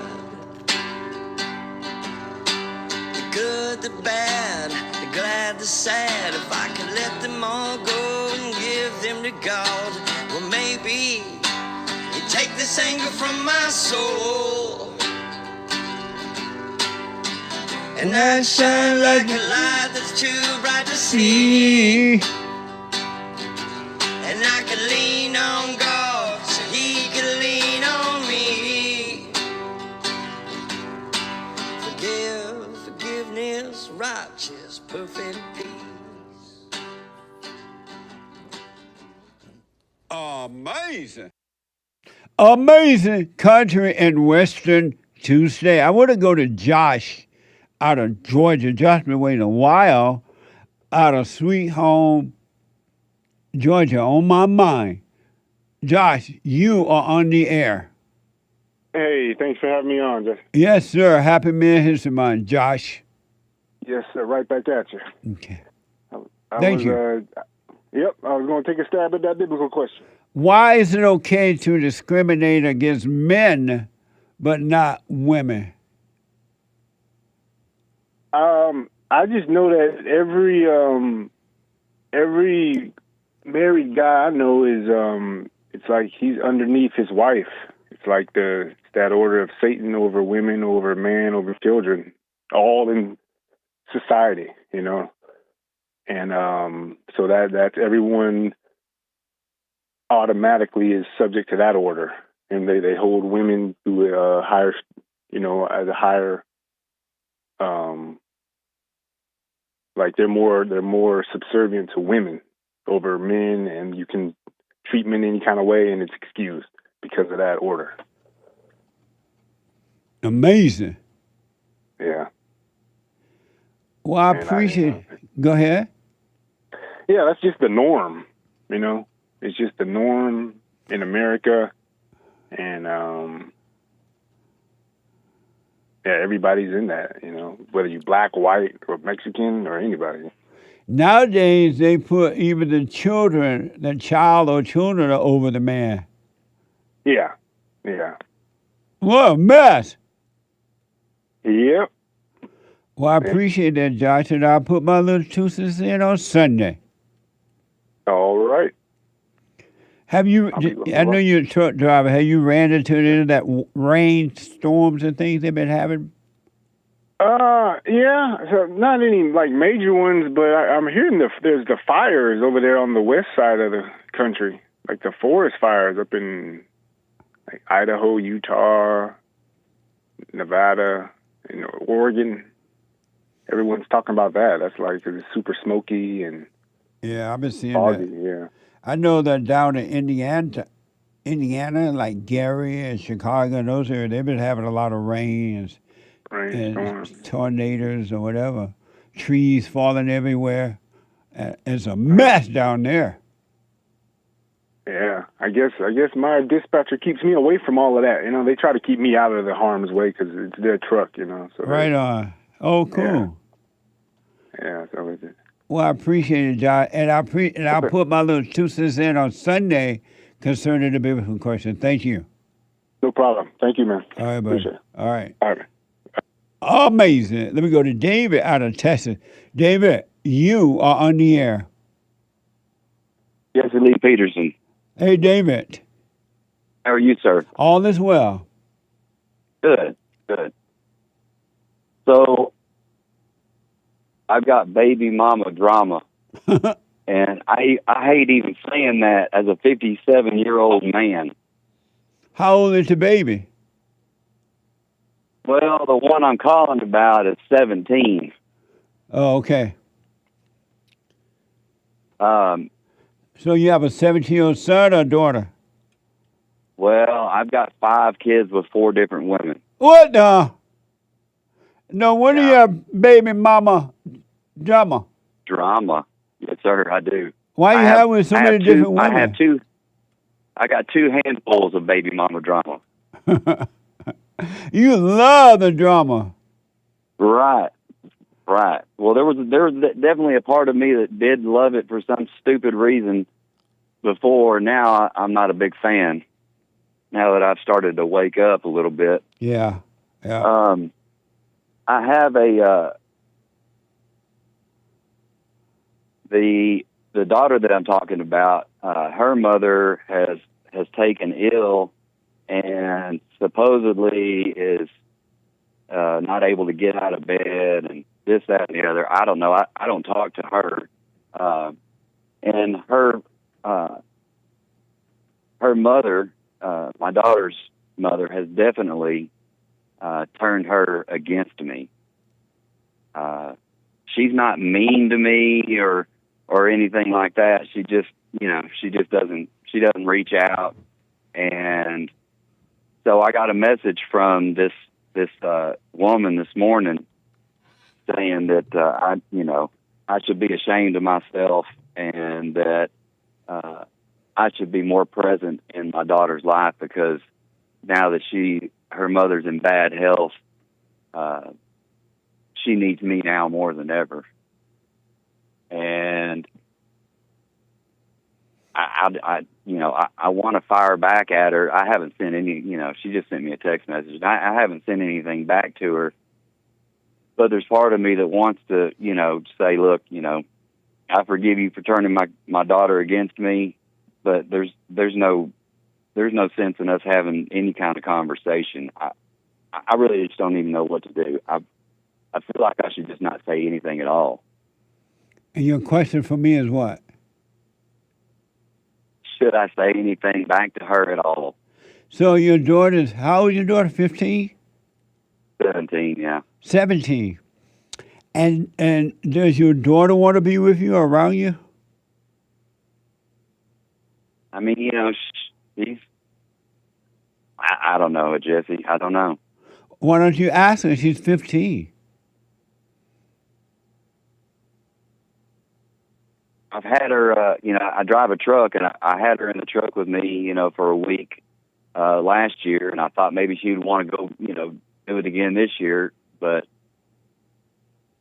she never reached out, and I don't want to push myself on her. You know what I mean? Does her mother try to keep her away from you?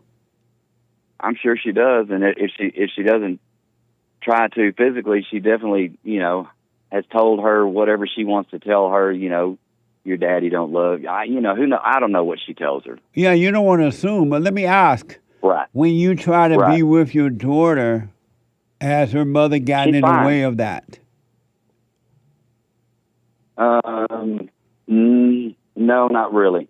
So then you have never asked, your daughter's 15 years old. Why don't you ask her, let her know that you hear that the mother's sick and the mother want her to be in my life a little bit more now because whatever going on. Why don't you have a real conversation with your 15-year-old daughter to see where she's coming from? Okay. No, that was a question. I can do that. Why have you I done can do that? Why have you done that? Well, I mean, I have spoken to her, and at the beginning of the summer, she said she wanted to come out and stay with me for a week, but when that was before the summer hit, and then when the summer hit, then I haven't really heard too much from her, and she's got a little boyfriend, and all that. So I don't want to push myself on her. I want her to know. She knows that she can come to me. I mean, I've made that clear. Do you ever call her? Every once in a while, I send her and all of my kids a Bible verse every morning, and just let them know that I'm here. But no, I don't. And so, if you're not participating in their lives, and they're younger than you, they're the children, how do they know that you want to be with them?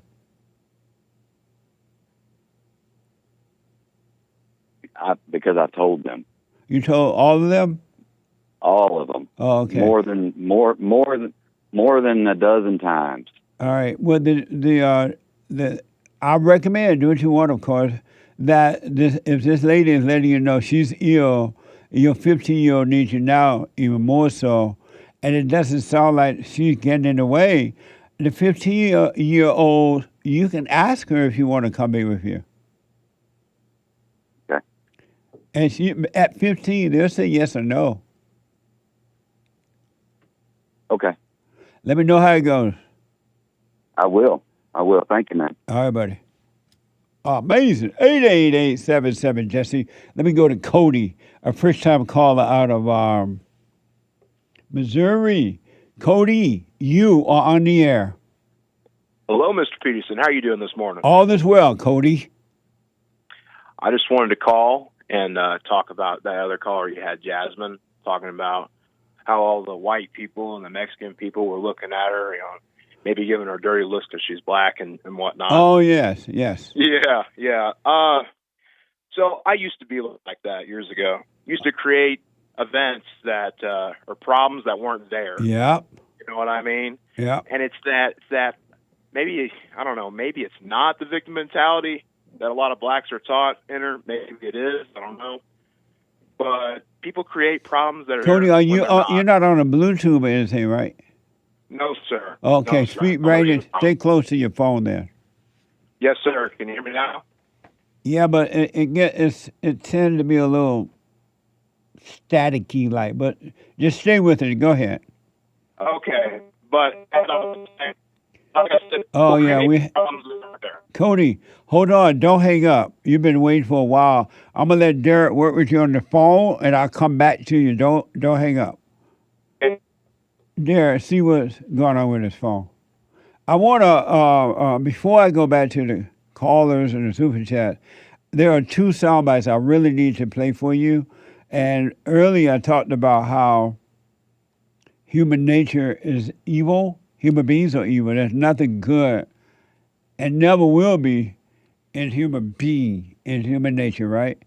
And if you do return to the Father, the nature that you will have will be that of the Father, love working through you, not will be your own. And I want to show you an example. And you do this in your mind when you're judging, when you're angry, when you're resentful or whatever. You do it in your mind. You don't have to be a outward action or reaction. Even when you judge, you're doing the same thing. I want to show you this couple. According to KTLA 5, a couple remains in shock after they said a driver tried to run them over while they were walking their dog. Walking the dog. Or dog. Hey, Court, disturbing video for sure. This happened in broad daylight while this park was full of people. This couple tonight speaking to us in hopes of getting this driver off the streets. Yeah, it was terrifying, and it happened so fast. In seconds, a routine dog walk escalated to road rage. And he just turned his car, accelerated at us, and tried to run us over, completely unprovoked. Security cameras captured the couple's frightening encounter Wednesday evening at 9th and Luzerne, just off Harold Henry Park in LA's Mid-Wilshire. Almost immediately, he started yelling at us. Ben and his fiancee Celine were walking their dog Olive. They were on the phone and waved the driver to go at the intersection. And then we hear him say, "What, you don't speak effing English?" And at that point, we put the phone down, just told him like, hey, move along. And then all of a sudden he drives his car into us. They watched as the driver of this orange Mitsubishi Mirage spun around and aimed for them on the sidewalk. I pulled our dog out of the way and I stepped to the left. And he just barely missed me. And Celine started running as fast as she could, just directly back into the trees. I looked back, I was screaming and running, and I saw his car right behind me. He went down, back out onto the street through these two trees, came back to the stop sign, and at that point he said, like, you guys are effing scared now, right? So he tried to save the dog and not her? I guess so. So he put the dog out of the way, but left Celine there. Poor Celine had to run on her own. I would have at least said I went to the left with the dog and pushed Celine to the right, Right. saving her life. Oh, no one was injured and the Uber driver death cam captured. Oh, no one was injured. KTLA 5. Hey, Court, disturbing video for sure. This happened in broad. You The played car the same raced off thing, toward man. Olympic. Dash cam from an Uber driver got the Colorado license plate and a good look at the driver. I'm just really scared because this person is obviously unhinged, looking to start altercations with people. We call her Little Mama. I mean, he very easily could have Little hurt Mama. Olive, and so, you know, she's such a small little dog. Thankfully, they weren't hurt. They reported the kissing the menacing dog. driver to LAPD and are urging anyone who might know this person or see this vehicle with its distinctive orange color, bumper stickers on the back, and Colorado plates to report it. Amazing, huh? So now you still think anger is good?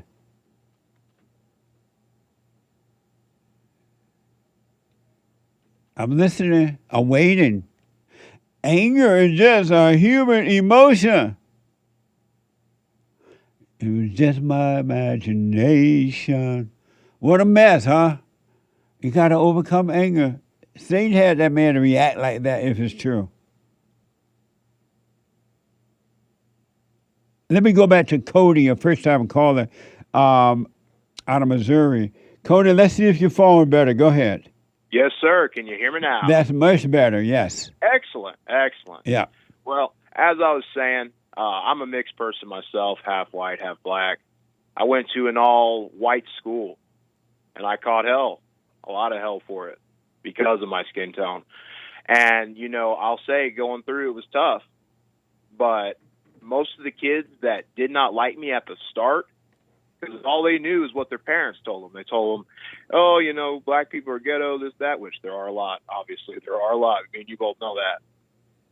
But after they got to know me and I didn't have that victim mentality, they started to see, oh, well, you're not like this. So I recommend Jasmine, be friendly like you were suggesting earlier. Be friendly, Yeah. be open, Yeah. and don't have that victim mentality.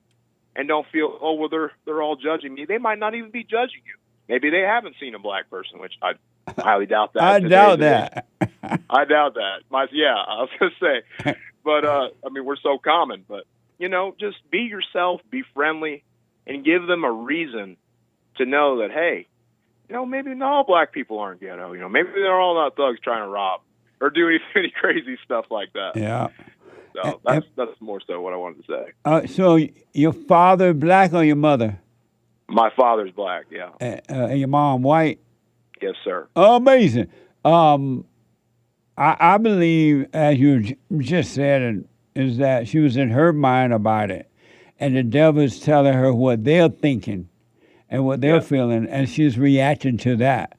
Because in reality, Cody, it's not normal at all to think about what other people are thinking about you and to look at them and see they're looking at you and now the devil tell you all that mess. I know for a fact if she stopped doing that, she'll be free. Absolutely, sir, because I know I'm free. Yeah. And, you know, Yeah. I just started listening to you this year, and I went ahead and went and forgave my mom because, you know, I'm in one of those situations of one of those stereotypes where my dad was a player, you know, playing the field, Yeah. and, you know, broken household. But I went, I forgave my mom, I forgave my father, and I feel a lot better. Yes. And I want to thank you for that. You're welcome. You know what's interesting about that, Cody? Forgiveness is the way out of the misery. Something that is so simple, and yet most people make that difficult to do. Is to forgive. All you gotta do is forgive, and you, as you just say, you see your way out of all situations. Yes, sir. Yes, sir, absolutely. And I told my mom, I told her to forgive my dad because she was on the phone crying, you know, saying how he was never there. And, you know, she would have to see me on the front porch, you know, and my dad would say he'd come to visit me and he just wouldn't show up. And as a child, I would sit there and go, why? Why does my dad not like me? You know, I would always have that. And it never was my dad not liking me or whatever. Yeah. You know, it wasn't my fault. That's I can't right. force him to be there. That's right. Amazing. So- Are you doing the silent prayer? No, sir, but I'm going to research it. I've heard you talk about it a few times in your videos, and I'd like to learn more about it and do it. Yeah, go to rebuildingtheman.com/silent prayer. Yes, sir. And now that you've gone and forgiven, all you got to do concerning your spiritual life is to practice staying present instead of being lost in your head, thinking about the past or the future or anything. Mm-hmm. Yes, sir. I have to be a better man for my 3 kids because, I mean, I'm married now. You know, I got married at 18. Been married for almost 9 years. Amazing. I got 3 beautiful children. How old are you? I am 27 years old, sir. That's About to be 28 amazing. this year. Does your wife obey you? Yes, she does. Right on. You married to a black woman or a white one? White one. She's white. I'm sure you know why.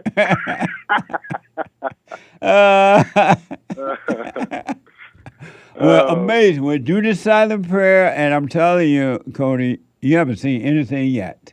Yes, sir. I will. Thank you, Jesse, for everything you do. I appreciate you. All right. Thank you, buddy. Appreciate it. Yes, sir.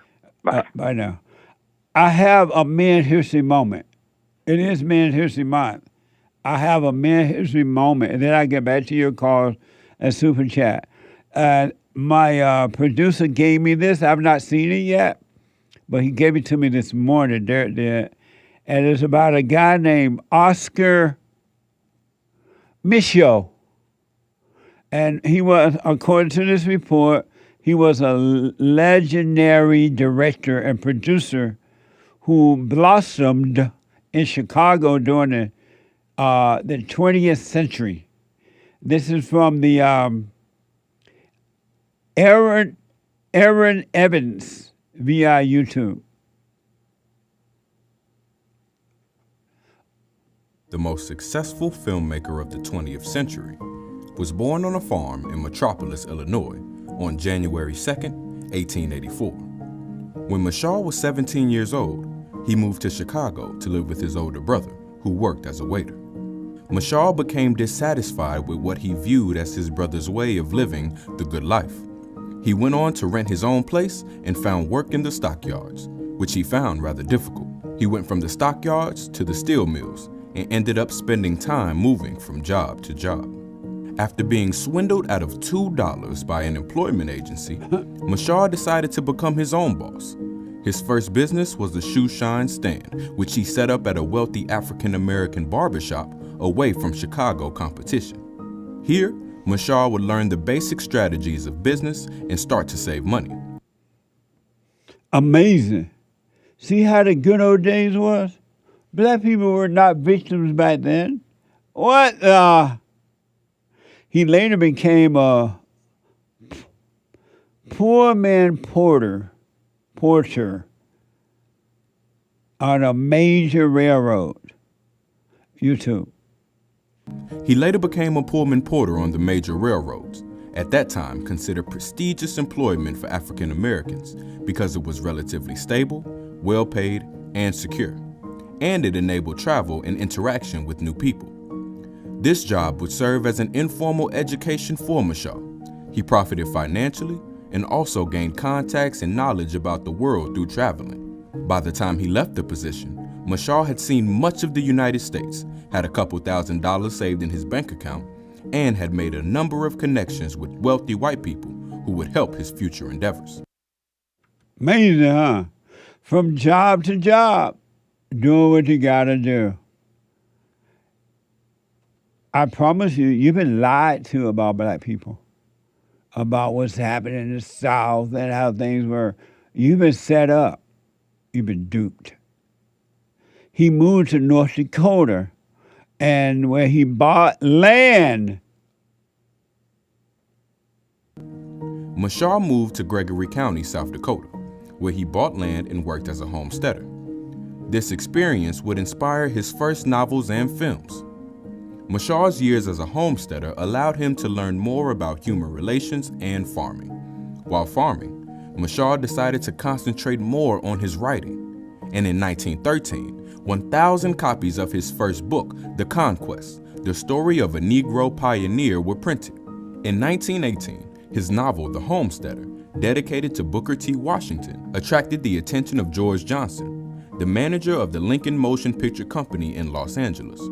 Micheaux wanted to be directly involved in the adaptation of his book into a movie, but Johnson resisted and never produced a film. Instead, Micheaux founded his own company, the Micheaux Film and Book Company, located in Chicago. Amazing, huh? See how he's not begging? He's not feeling like a victim. And this was way back when. You've been lied to, black people. You have not always been victims. His company first project received high praise.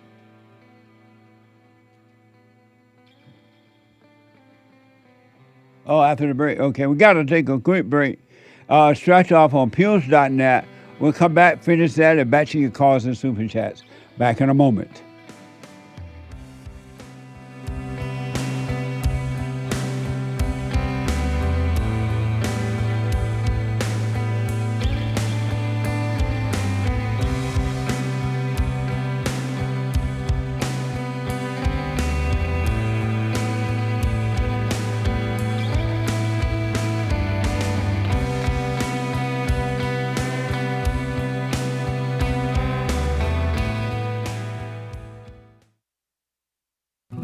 You know, I'm 32 years old now, and I've been clinically depressed since I was 17 years old, and ever since I started listening to you a couple of months ago, bro, I don't even need to hear the word depression. I don't even care about that because that's not anything that I identify with anymore. Nice. I'm 100% cured. I'm 100% better because I've been listening to the Jesse Lee Peterson show, and I can't even begin to tell you how much I appreciate you, and I just can't even begin to tell you how much I really appreciate the things that you're doing for young men. Young men need to hear this, and young men need to know this message that you're delivering because it's important. It's vital to their lives, Jesse. I just wanted to let you know that, man. That's amazing. I mean, you made my day, man. When I hear one soul has returned to the Father, it's like 1,000. It's better than silver and gold. So God bless you, man.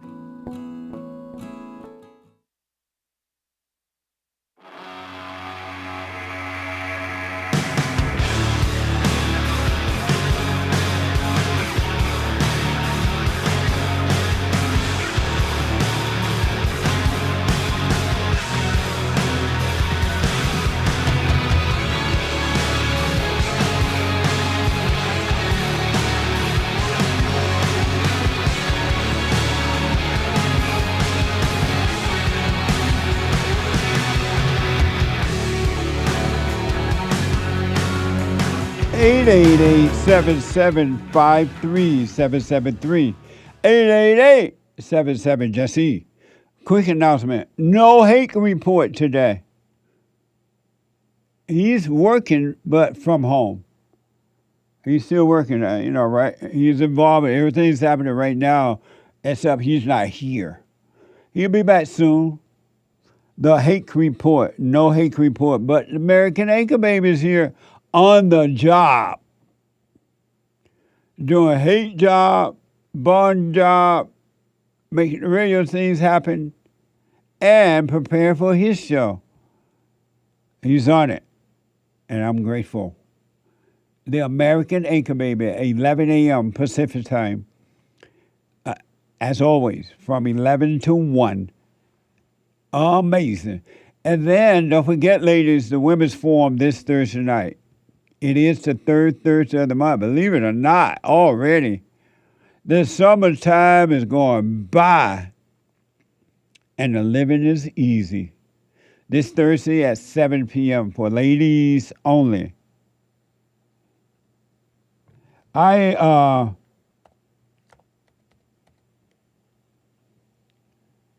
want to play this last soundbite from the Man History Month moment. And this is the fighter one about this guy, Oscar Micheaux. And I want to remind y'all, you know how you've been hearing over and over and over again that Jim Crow held the people back, the blacks back, and that slavery was keeping the blacks back and all that. Well, apparently Oscar didn't know about that or hear about it. He moved on with his life and had an amazing life according to the story. Here's where his company first project received high praises. Watch this from YouTube.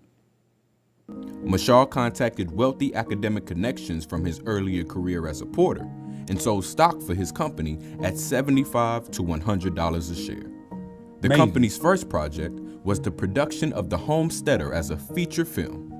Micheaux hired actors and actresses and decided to have the premiere in Chicago. The film and Micheaux received high praise from film critics. One article credited Micheaux with a historic breakthrough. The Homesteader became known as Micheaux's breakout film and helped him become widely known as a writer and filmmaker. Micheaux would go on to have a major career as a film producer and director, producing over 40 films from 1919 to 1948, just a 29-year span. Micheaux died on March 25, 1951 at the age of 67. Isn't that amazing? I thought black people couldn't make it back then. I thought slavery was holding them back. They didn't have land. They were not businessmen. And if you remember in this story, the white people helped them, even back then, in the way they did with the so-called Jim Crow law. White and black people worked together. You've been lied to, folks. Well, congratulations, the Men's History Moment.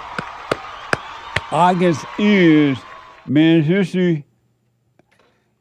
Stay with it, stay with it, stay with it. I want to show you one other quick example of a real man, alpha male, a man that don't take any crap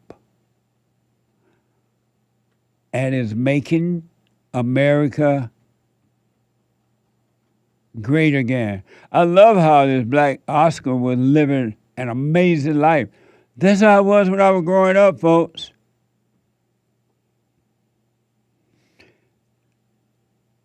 Speaking of Men's History Moment, Fox News is reporting President Donald Trump shut down a CNN reporter during a tense exchange in the Oval Office.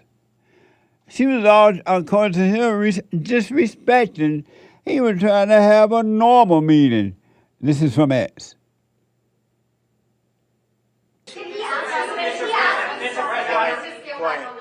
Quiet. You're very disrespectful in front of this young man. Okay? Don't you find her disrespectful? He understands. Quiet. Who are you with? I'm with CNN. Fake news.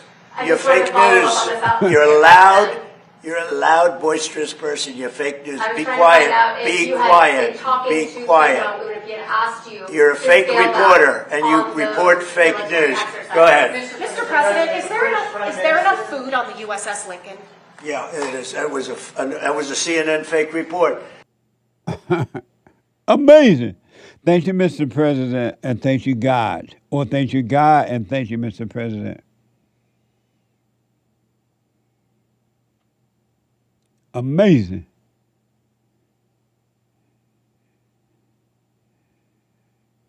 Fake news, he said.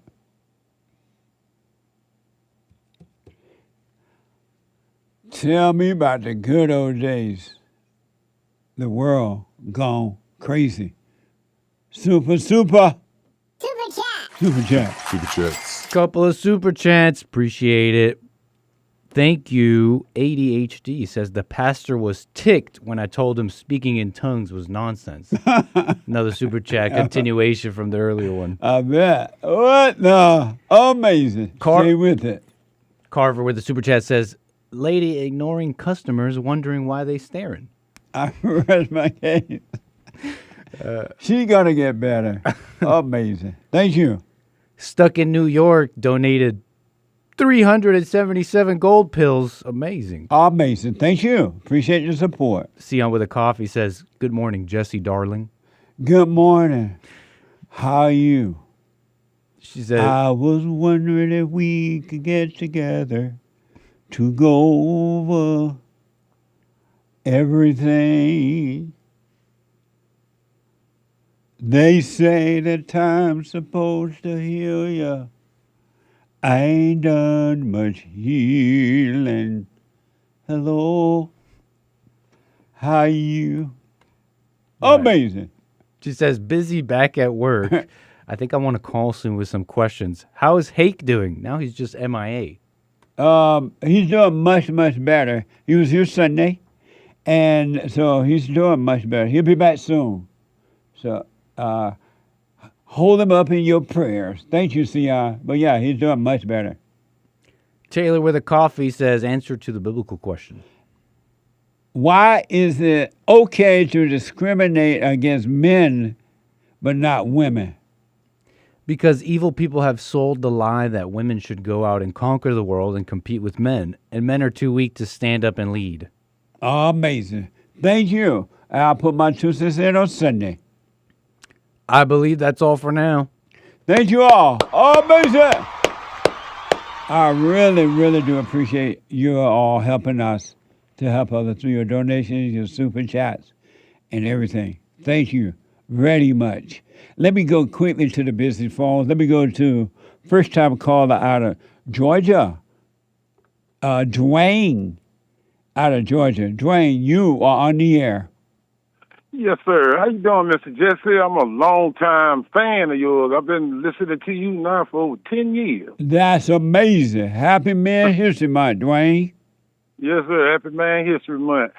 I guess it's a little off topic, but it's kind of what you were saying about how they discriminate against men and not women. Yeah. Okay, one perfect example that I'm noticing is you did that show the other day about the woman strangling all 3 of her children.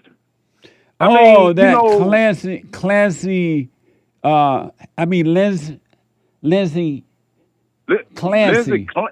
Yes, and how the other lady came on talking about how all the women see themselves in this lady. Yeah. And that's scary because I said, this woman strangled 3 babies with her bare hands and ain't nobody talking about it.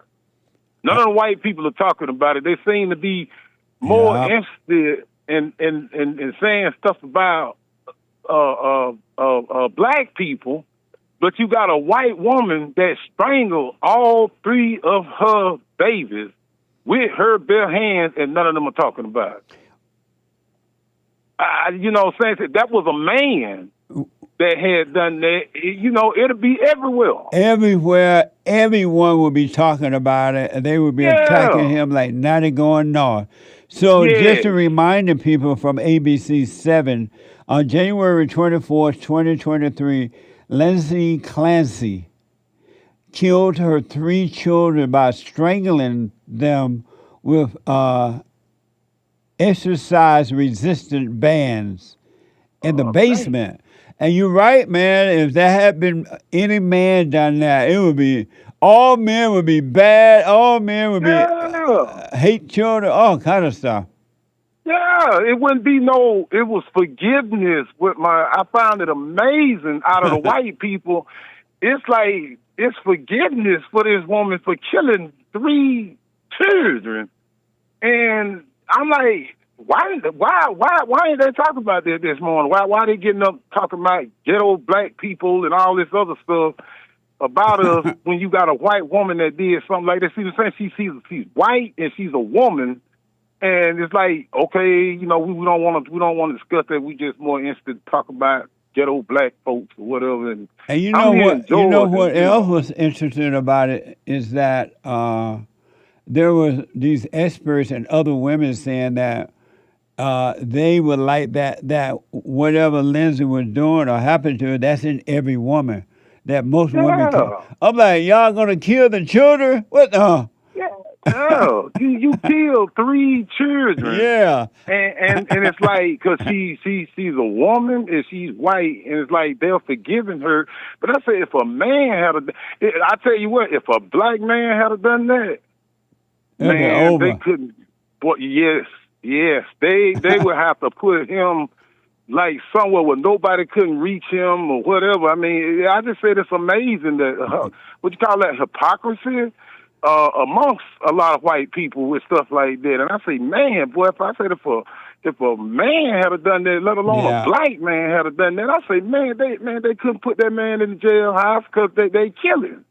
Earth is not heaven, and man is not God. Thank you, Dwayne. I appreciate it, man. Yes, sir. All right, buddy. Amazing. Let me go to Gil out of Arizona. Gil, you are on the air. Hello? Hey, Gil. Hey, how are you? All is well. Good, good, good. Listen, I heard you do a video a couple days ago where it was about asking God for help. Yes. And you said... For health or help? No, for help, like help me. Oh, okay. Go ahead. Yeah, for help. Right. And you said that it was okay to verbalize it in your mind. And I thought, well, wait a minute. Isn't that like talking to yourself? Isn't that like being nuts? But you did say that. Well, I don't know if I said in the mind, and maybe I did. I'm not saying I didn't. But I do know that you can, worry, calm, you need help. God, help me with this. I can't handle this on my own. I can't do this. And just say it and drop it and move on. Don't dwell on it at all.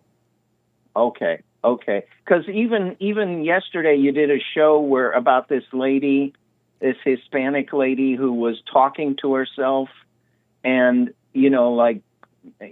talking to herself. And you said, you're nuts. Yeah, crazy people talk to themselves.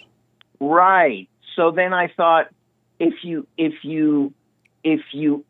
ask God for help, isn't that like talking to yourself? But you're saying if you just do it real quick and then don't chew on it for hours, then it's okay. Don't even think about it. Let it pass. Okay. Amazing. That's a very, very subtle distinction. Yeah. Absolutely. Okay, great. Right on. Thank you, Gil. Okay, many thanks. Bye-bye. Stay well. I will, buddy. 888-77-JESSE. Let me go to Rick out of Hampton, Virginia. Rick, you are on the air. Hearers only, because hearers only don't get the result. Only Rick. doers get results. So we are... Hey, Jesse, good morning. Rick, what's that noise? Put it in practice and put it into action. That's your wife? Can you hear me now? Is that your wife? No, that's the radio. No, that's the radio. What's going on with you? I was going to say, are you married to a white woman? No, that was a biblical teacher I was listening to. You listening to a woman? You know what? I think that was a woman teaching that. Oh, no, that was a woman. That's a drag queen. Yeah, man. So go ahead, Rick. I just know. Yeah, it's BBN. They have different teachers coming in. Rick, you don't need to promote it. Oh, no. I'm sorry. Mom, I'll be forgetting that. Please forgive me, Jeff. Yeah, but I was calling, man. It's amazing how people, man, are now that if they disagree with you, they ready to cut you off real fast, man. That's the evil spirit when you agree with me, Jeff. Yeah, it is, of course. It's very judgmental. Yeah, I mean, like, what? Because I posted on social media, a lot of people don't realize that Trump helps a lot of Christians overseas, which you don't hear about. You heard in Nigeria how they had the Islamic extremists out there. They was even killing their own Muslims out there. Did you hear about that, Jesse? It kind of looked like I may have heard that for sure. Yes, I think so. But it's not clear in my mind right now, but yeah. Yeah, the Islamic group is what's that?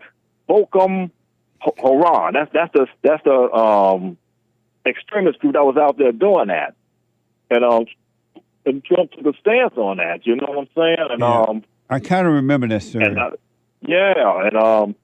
even here, anytime missionaries if they got caught, he freed them. And I don't remember no other president going to the extreme like that. President Trump is the best president that in my lifetime I've ever heard of or seen. And this country is so fortunate to have President Trump. They don't say it, though, Jeff. You know what I'm saying? Well, they do. They're just angry. And when you're angry, you can't see the truth. You reject the truth. And they know it. And they know that he is, but They won't admit it because they have anger. They Could I want give you to. an They example? want to be in control. I had my childhood friend from Gary, Indiana, Jesse, and when I put that post up, he like said, "Man, how would Grandma feel about you supporting Trump? He ain't worth 2 cents on earth." I said, "Well, if she disowns me, she's not a real friend anyway." That's right. Where's Grandma now? You know, she dead. So why would anybody? What the? She dead. Why would anybody care about what Grandma think? And Grandma dead. What the? Yeah, you know, it's crazy, man. I'm just, and he's like, "Well, reframe was in our friendship." I said, "Shouldn't." And it's fact. You guys hate President Trump because of the doggone media, man. If it wasn't for the media, y'all wouldn't even have an opinion on him because y'all wouldn't know about it. He Y'all said he wouldn't know wanted. about what the media put. He Go said he ahead, wanted go to ahead. end the friendship with you because of that.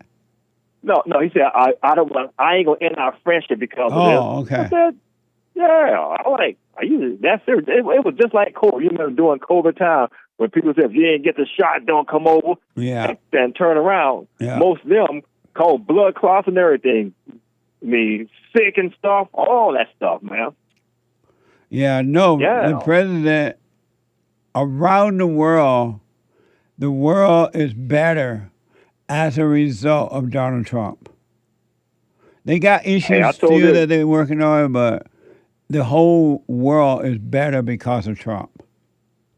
I really pray that the streets of Hormuz come out well for him too. Because if he can score that one, Jesse, that would be a huge victory for him, man.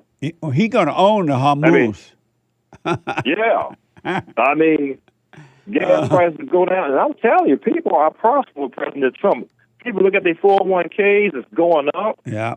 But it's just crazy, man, how people like blacks want to suffer, man.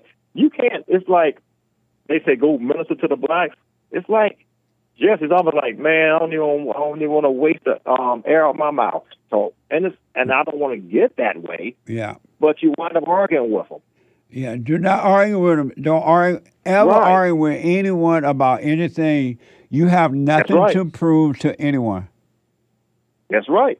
Amazing. Sometimes you gotta let them, like your favorite word, let them suffer. That's right. Let them suffer and die. I mean, let them.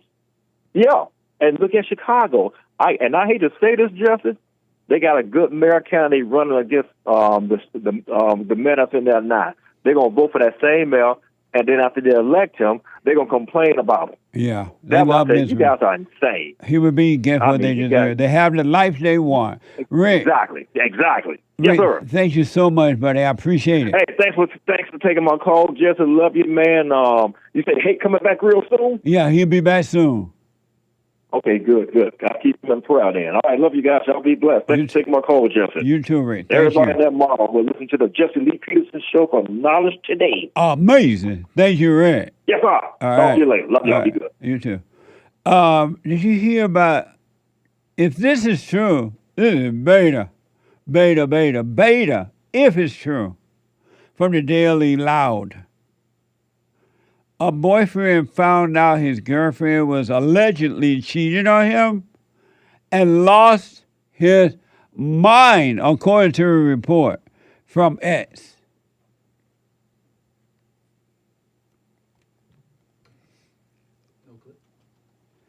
That's 18.7. There ain't no turning back. Oh, he doesn't have it? Oh, he doesn't have it. There, he doesn't have it? Refresh. Super. It's Super chats. It's what? He's sending it to her. Derek just said he's sending it Yes, to her. he does. In fact, he will refresh. But we did get one super chat here from N Heat with a coffee says, evil is no respecter of persons. There was a black father in New Orleans last year that killed all 8 of his children, shot his ex, and killed himself at the community. And the community had compassion on him, knowing that such evil is not of man's doing, but Satan's. I remember that. I kind of remember that story. You remember that? I don't. It was a black guy. In where? Oh, New Orleans? Yeah. I think I do remember I that. kind of remember that story. Thank you. Very good reminder. I don't remember all the details and where we got it from. I do remember that we reported on that. And that is all for now. Thank you all. Amazing. Very good point. Do we have that video? Kurt says yes. Watch this from Daily Loud. They said his boyfriend went crazy when he found out that she allegedly cheated on him from ex.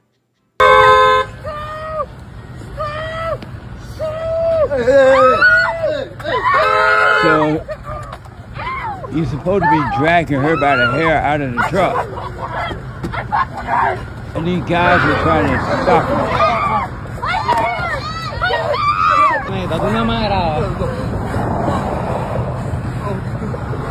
I got him camera, don't worry about it. Please stop. Please stop. Please stop. Please. Everybody always trying to video.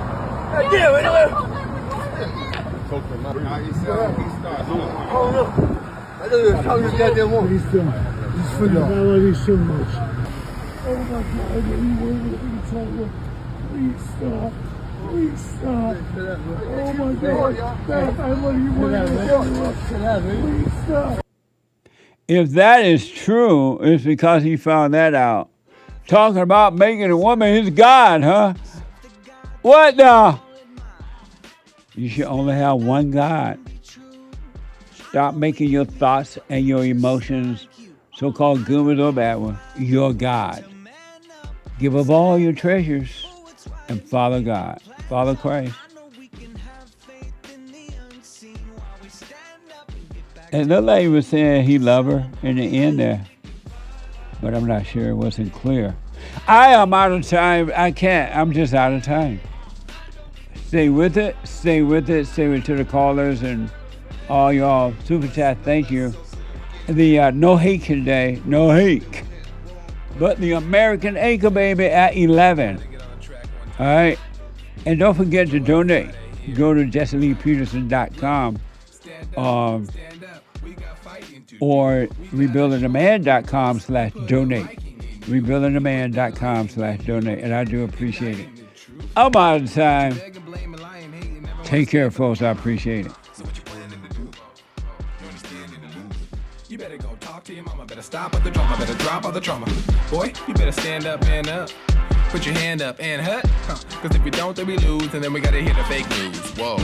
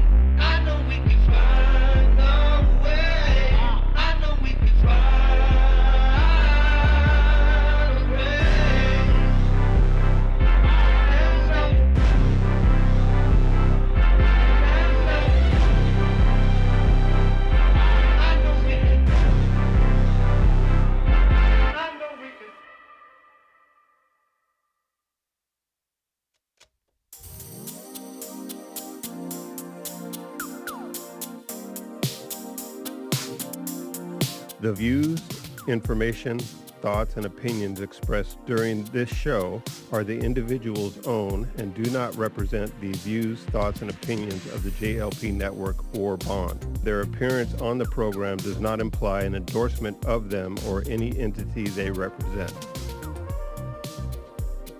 The material and information presented here is for general information purposes only. The JLP Network and Bond name and all forms and abbreviations are the property of its owner, and its use does not imply endorsement of or opposition to any specific organization, product, or service.